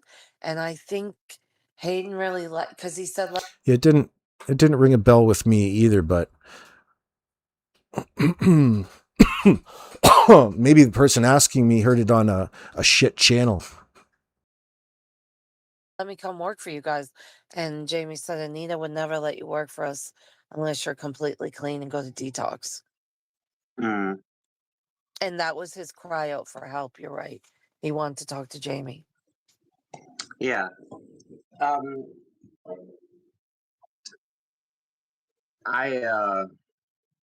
Go ahead. I'm speechless. I should say this, Mike. If he listens, Hayden, you can still tell the police what he did to you. You can still have him charged. You can still go to counseling. You can still tell the detectives what knowledge you have of what happened to Jack and Lilly. You could be the one. You can also change your life. He's only 19. Yes, you'll probably think that you've been told it's betraying your sister and your mother, but that's not a betrayal. That's being honest. And Hayden, you can still reach out to me. And if you can't do that, he could go into any hospital and disclose what his father did, and he could still be charged for what he's done. The evil is winning. That's the problem over there. All these people, all these perpetrators, Darren, Joey, all of these people, nothing happens to them. And people, these kids grow up, they're thinking these people are in charge. And it would be very, very helpful, in my opinion, if all of them were brought to justice so people can see there are consequences, meaning I'm not the victim. No, Trail Hiker, you can't. Because Cody doesn't have any custody. He doesn't have custody of the kids. He's a non-factor. He might be the biological father, but he's a non-factor anymore. Victim forever. I can rise above. I can create my own life.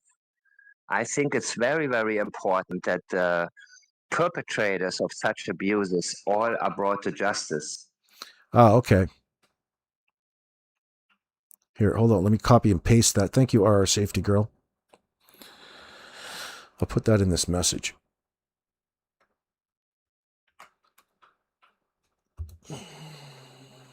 No, it wasn't mine. Unless I just didn't pick up on it. Like, I mean, it doesn't stick out in my mind. So it's just Anita. RR Safety Girl says Anita said somebody sent her a pic of vehicles in the driveway. Black truck had bins in the back with concrete. RR Safety Girl, could you go get screenshots? Did they look at a picture? If you can get screenshots of that, that would be great.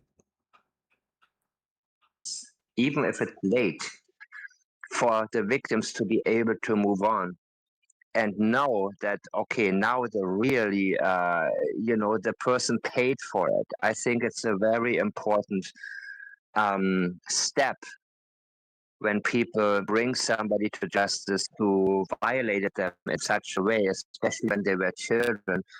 It's sort of an affirmation that this was wrong. Wrong was done to me. The voices disappear. The voices from the perpetrators who told them to be quiet and it's your fault or whatever they do. I saw one time, as one of the most disturbing things I ever watched. It was a documentary about they had a. Also, it's a very hard subject. Wade told me that Joey, his exact words were Joey, Hayden, and Daniel were abusing Jack and Lilly. That was his exact words. Mm. He didn't say what kind of abuse. He said abusing them. And I looked at him, I said, Wade, are you kidding me? And I always knew I can't understand this. I've tried, I've gone over it 10,000 times in my mind, and I understand Wade's position. When Cindy lets Joey come to the house, Wade Mm-hmm. leaves or gets very angry. And Yeah. now I know. And when Christmas time, Cindy got a new fridge. Her mother got it for her. And Wade told me that Cindy had given the fridge to Joey. I could see how angry Wade was. And Wade's not a guy to show anger. He's not like that. But Wade knows what I know, and he Mm. can't understand it. Let me clarify this. So Wade said Cindy, Hayden, and Daniel. He mentioned these three that He abused Jack said and Lily. his exact words. He said Joey, Daniel, Hayden all abused Jack and Lily. And I So went silent.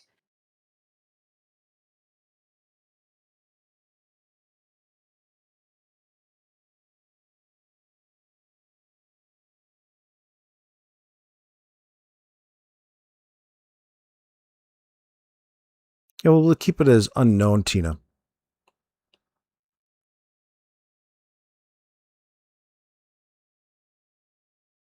It's not how I understood it. See, it's changed, so who knows what's true.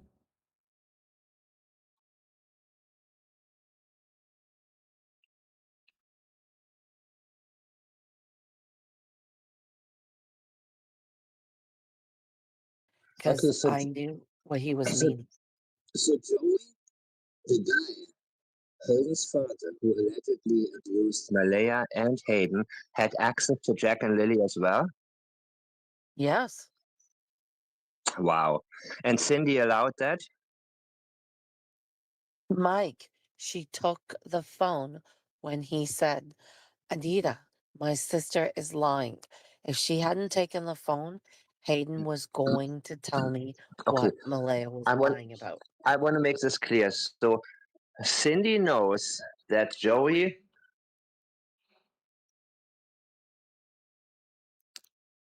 Yeah, true enough. If he gave away parental rights, he wouldn't be responsible or held responsible for child support.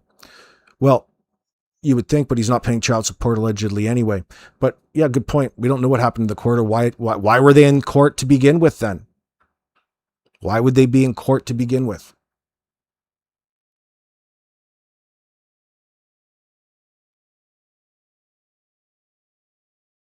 Molested, allegedly, Malaya and Hayden, right? Does she know? Does she know? Correct. Yes. And she still allowed him to have Mike, let's access put to. it this way. I heard the footsteps.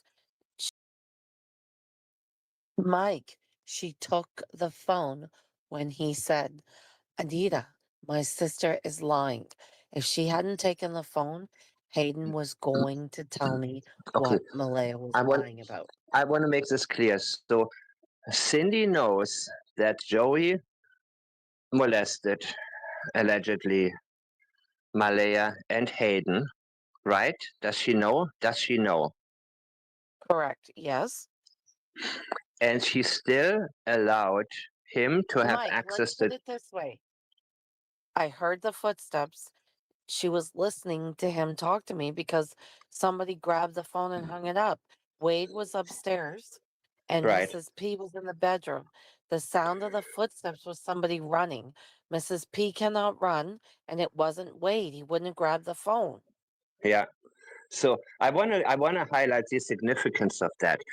If Cindy knew that her ex-husband molested her children and she allowed that same person to be around Jack and Lily, that would be huge. Mike, Absolutely the huge. detectives know. I Yeah. told them. I want to make sure I highlight the parts that, in my opinion, are very, very important. Because it paints the right picture. You might want to put your sound up, Ilyanka. I'm not muted.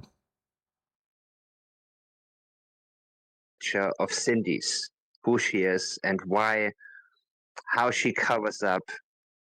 And it shows us how, what is the right word, man? How indifferent she is, or how cold she is. If you know your ex did that to your own children, you would want to Yeah, be good, protect Black Opal. any other child in the world from that person if you're a normal person. Even if you don't want to say anything because your job is on the line, Does that not tell you do it. something? That tells me, what if something happened to Cindy and Mrs. P turned a blind eye Yeah, because it was one of her yeah, husbands, and I believe I know which yeah. one. I agree with you. I've said it before. Uh, mothers who themselves endure this type of abuse, they're either overprotective or they're completely indifferent. There is rarely a middle way. They're either in a way that they don't let their child out of sight for a second, or not knowing where the child is. They need to constantly, they will, they will even, overreact with parents, or they will not take any chance in the world. And there are the others who do the complete opposite. They're like, oh, well, it happened to me. I turned out all right. It's kind of this mentality. And they don't want to talk about themselves, and they never had a chance to really talk about it themselves. They never had healing on their own. And does Cindy, I asked you this before, do you know, well, I don't know if you can talk about it, if she takes any medication herself, but she also seems to me like a person who's just Yeah, not all she's on there. something. No, Cindy Huh? definitely is medicated. Cindy Yeah, is definitely medicated. she seems so medicated, how everything about her, that she's not her own. You know what I mean? It's just like uh, yeah, let me hear a little bit more from this Malaya, because I want to make sure that, okay, Malaya.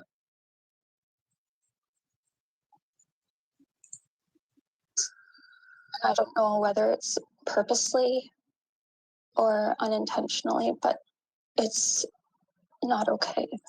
Oh, I'm doing it on purpose, and it's not a distraction. I'm actually forcing you back into the subject.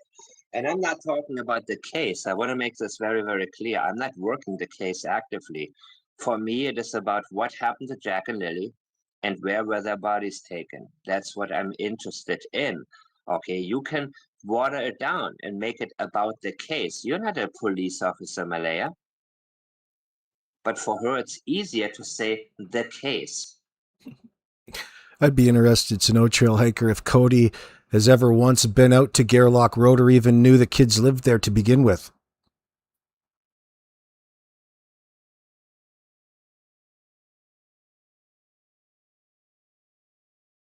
No, I don't think he's involved in the disappearance whatsoever. I think he's a scumbag for walking away from Jack and Lilly. Prioritizing themselves ahead of the children that they brought into this world is not an admirable thing.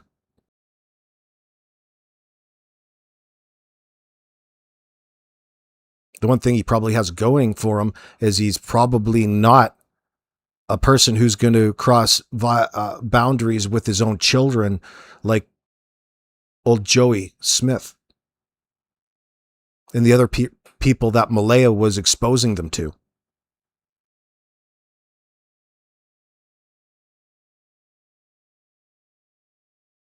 I can't wait till he speaks up. I don't think he'll ever talk. He won't speak up or speak publicly. Nobody has to come out and speak publicly in that sense. There's nothing he's going to say at this point in time that's going to make anything better or make himself look good. It's a lose-lose situation for him.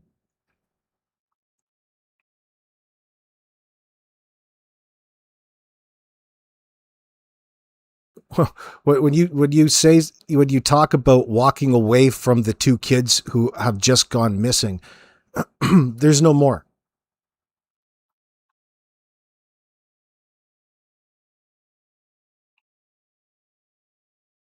because she thinks the police don't have anywhere to go with this. That's why they Yeah, of keep course, saying, he's still in well, the picture, police knows, Dragonfly. and the police and the police. And Is Joey alive? Of course he's fucking alive.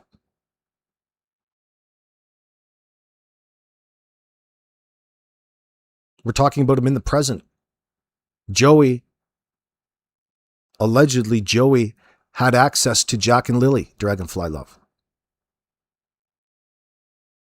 Wade alleges that Joey, Hayden, and Daniel all abuse Jack and Lilly. no, we are doing what I have from day one. I saw the mishandling of the case. I have done what wasn't done. So that's what she's worried about. She's worried about Anita coming. Oh, is that what you're saying, Trailhiker? In response to Brian. Brian Sutherland, where are you, bro? Brian, you mentioned earlier that he may have overdosed. Where would you get that information from? Yeah, no, I get it, Trailhiker. Oh, the Joey Smith that you knew is dead. I see what you're saying. That's a different Joey Smith than what we're talking about. That's what I'm gathering. Okay, glad you straightened it out. As a surprise to her, because Anita was never supposed to speak out. She was supposed to be like everybody else in your life who keeps quiet about everything. Everybody in your family who helps cover up the crime, tries to distract police, plant fake evidence, all of that stuff. And go ahead, Malaya. These are my babies, and they. Well, who? Brian, you know a Joey Smith? Like, I mean, it's a fairly common name. You know a Joey Smith? I'm just assuming that it's a different person. How do you know it's the same person? Or what makes you think that it's the person that you know?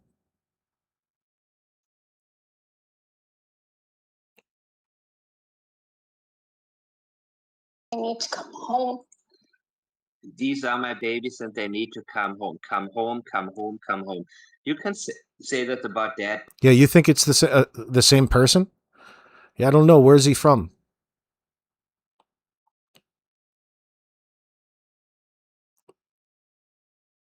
Is there an obituary?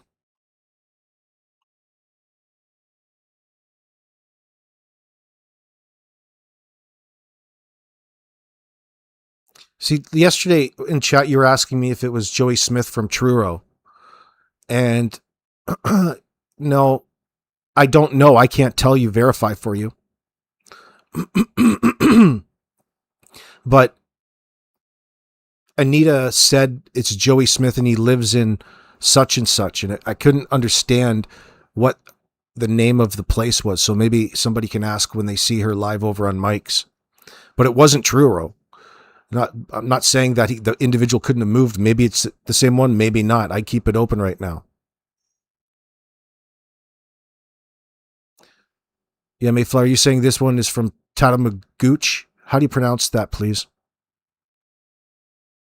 I don't even think that that's what Anita said, unless it's pronounced a different way. I can't remember off the top of my head what she said, but it didn't sound like that because people were bringing up that as well.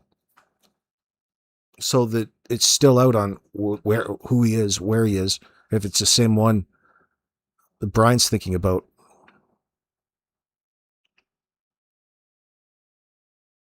So, Brian, this Joey Smith that you know, did he pass away just recently from an overdose?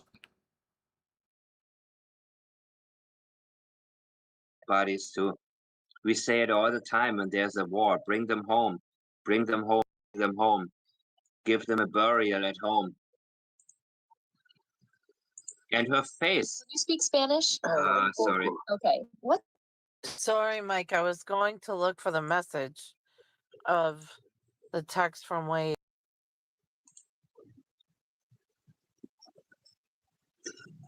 Yeah, we can take notes and then see if next time we can pinpoint a statement from Jay. Within a year, you say, okay. Because I have, I want people to. So does that align with, like, Anita was there 6 months ago ish? Or no. She would have been there over a year.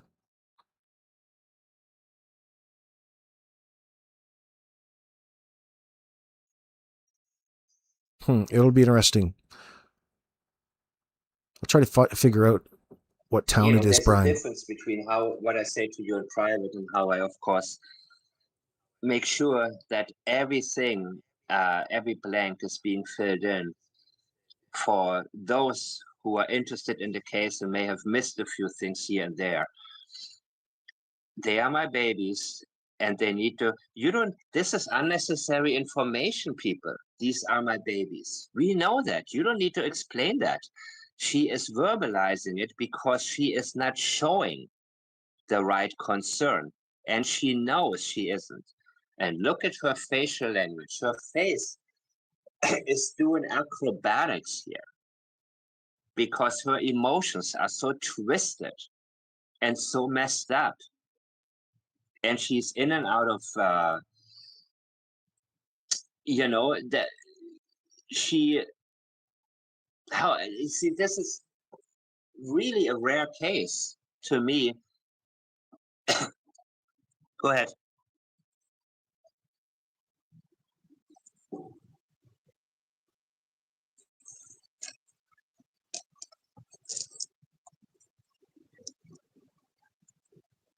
Record with the Children's Aid where All right, so for Brian, Mayflower is saying that Joey Smith is from Tatamagouche, MBM's stepfather. He did live in Truro.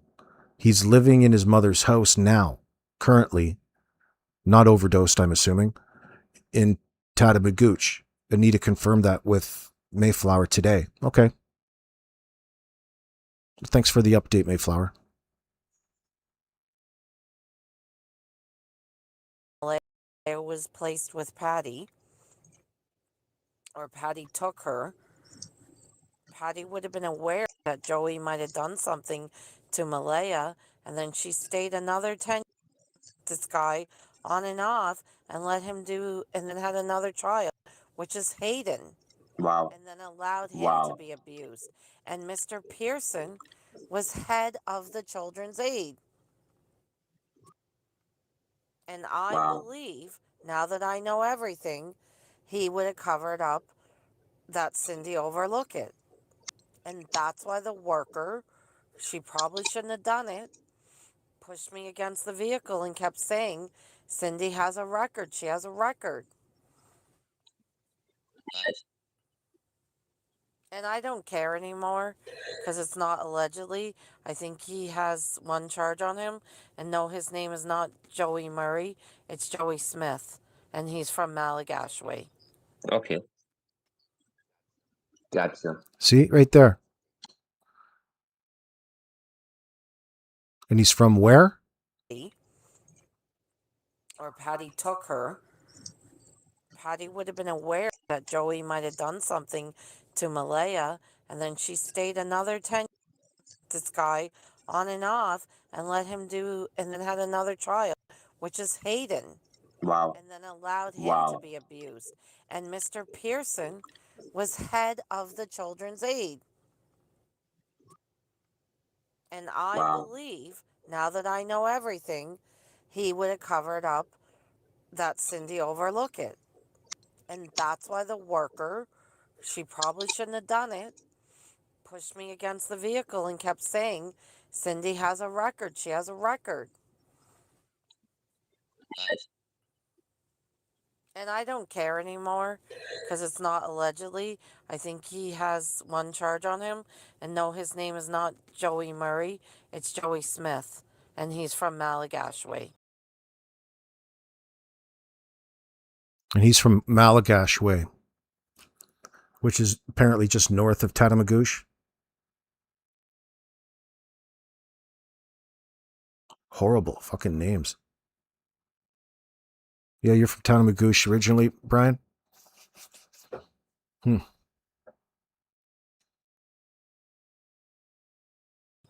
Okay. Gotcha. Allegedly. Do I need to say that? No, I I don't give a fucking shit. know. But it's all gonna come out. It's all going to come out, people. All of it. So Patty Pearson's ex-husband, Darlene's saying it's not to argue, but he was not head of the Children's Aid. What the fuck does that mean, head of the Children's Aid? Like, you've read his obituary? Head of the Children's Aid, where? One up from a case manager? What's his title? You know? I mean, anyway. Not trying to argue anyway.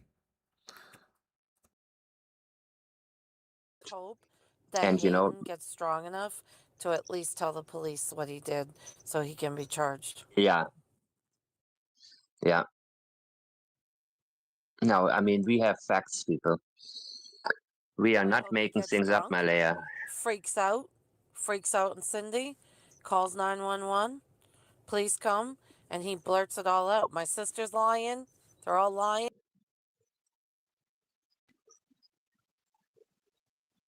I hope he goes to the hospital and gets the help and counseling he needs. I hope Joey goes to jail. I hope Cindy goes to jail. I can't imagine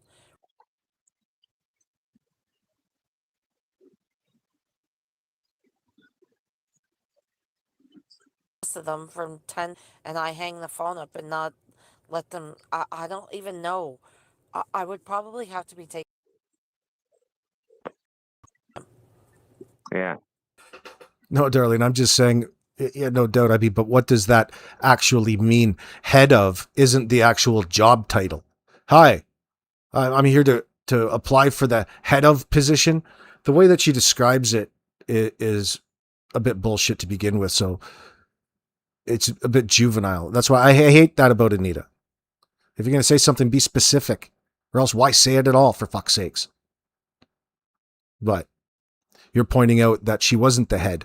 Well, whatever the fuck that means, that's fine. I get it, but I'm not going to sit here and argue over it. I'm not arguing on either side. But it doesn't mean anything arguing over what the fuck does the head mean to begin with?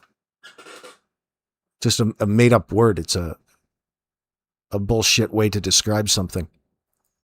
But she said it before. Like, it's not the first thing. I wouldn't know any different. I'm sure if you delved into it, you could probably figure out who he was. I'm not even that interested, to be honest with you. I can't imagine being so numb, Mike, that you failed to protect your children. You know what? Numb is exactly what I think about when I see Cindy.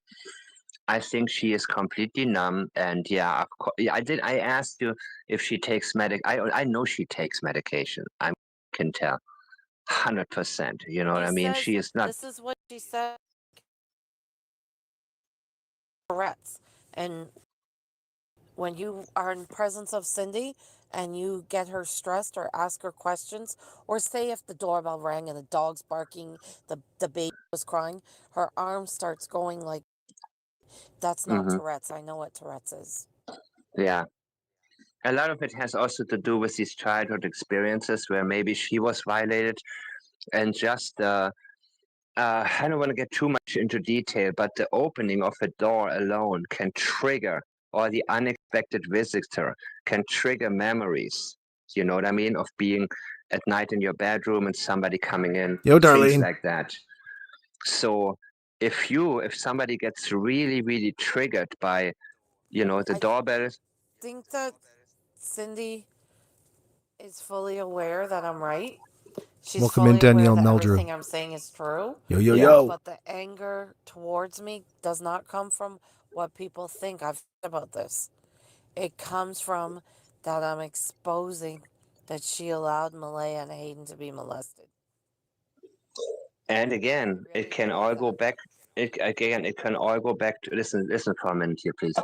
Can all go back to her own childhood, where if you say, and I want to make this very clear, people, let's say your doorbell rings all of a sudden, everybody here, it's late at night. How do you react? Of course, at night you're thinking, oh shit, maybe it's a stranger trying to, but let's say it's in the day, you have people with you, And there shouldn't be a big alarm going off inside of you. But if you have certain childhood memories that get triggered by unexpected visits, that can be absolutely an indicator something happened. And I thought from the beginning that something like that must have happened to Cindy, because she is too cold to be normal, if you will. And I'm going to use the term normal loosely, but normal in terms of,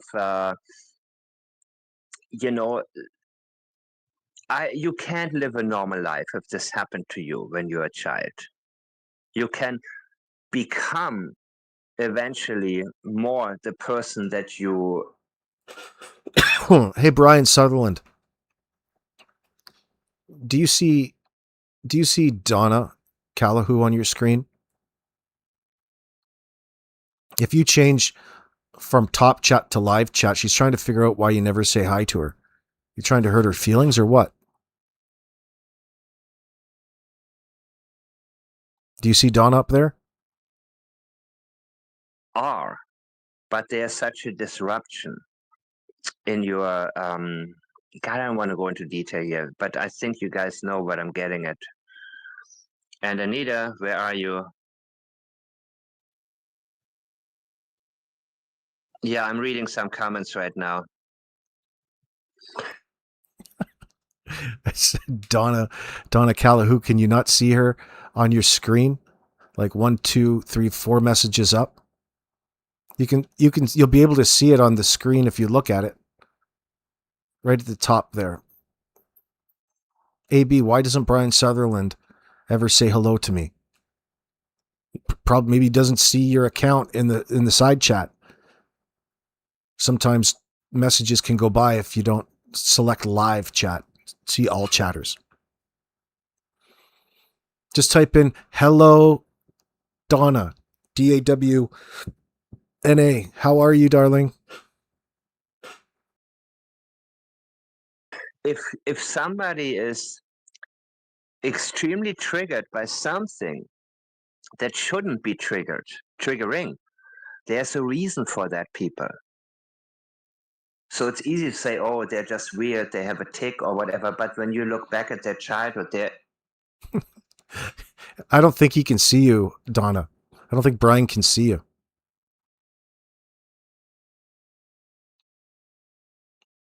Did you try putting at? Did you try putting at and then his name to specify, Donna?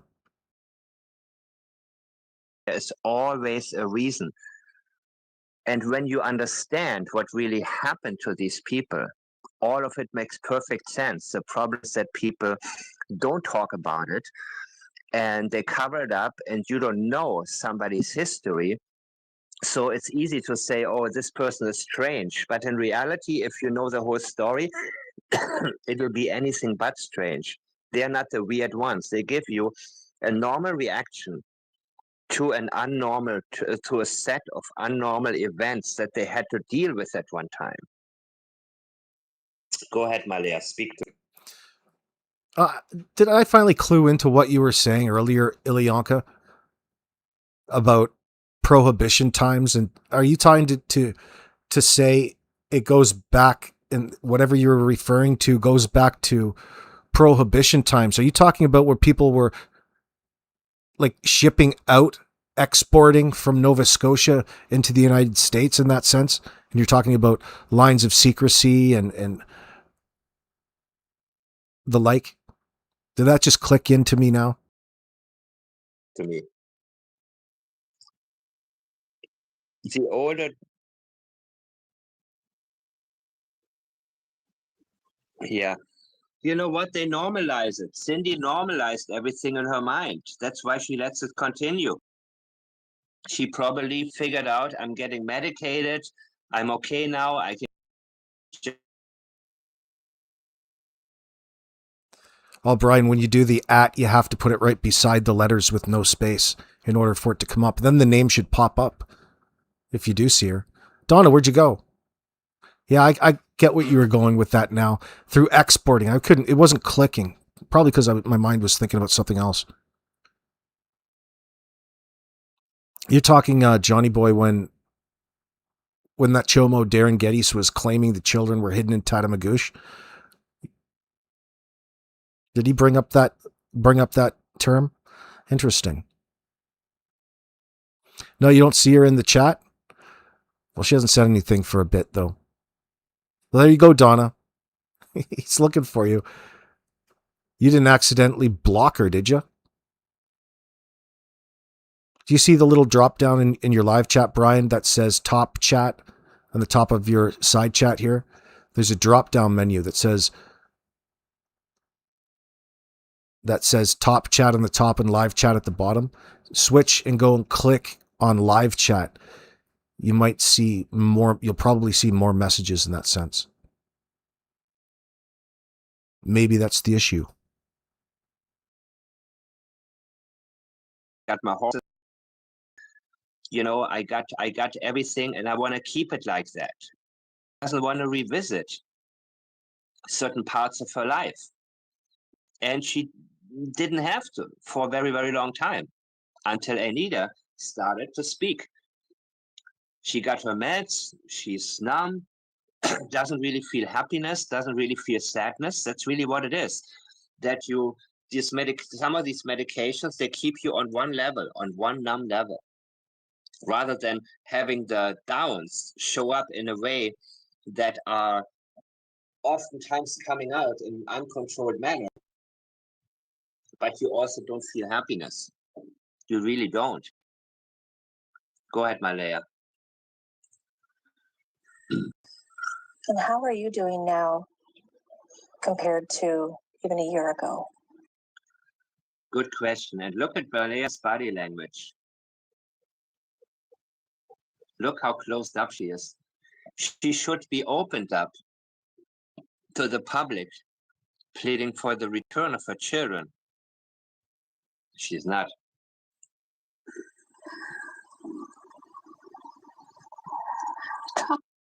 Trauma is still the same.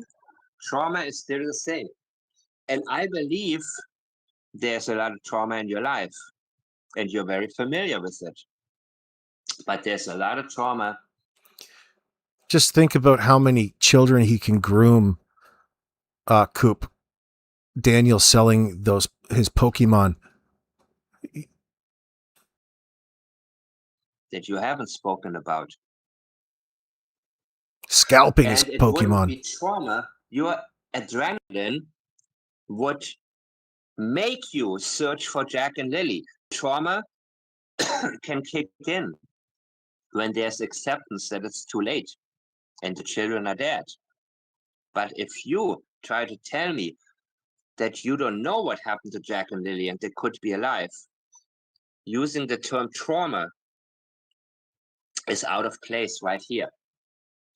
Because even though you may have had a lot of trauma in your life, your focus, your maternal instinct, it's about maternal instinct, right?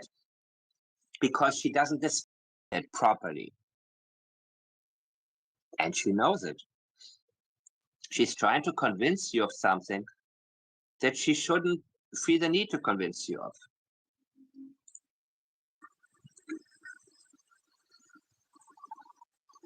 I can't sleep without my medication. Yeah, but that's nothing new. So Oh, guys, I can't sleep without my medication. Oh, fuck. Oh, I need my meds. Did we make a love connection? A potential connection in my chat? Will you guys be careful? Don't break one another's hearts from afar. You're right, she doesn't have any maternal instinct in that sense. She's too busy trying to cover up and hide the reality of the danger that she exposed Jack and Lilly to. And Murphy's Law happened. Perhaps. What could go wrong did go wrong.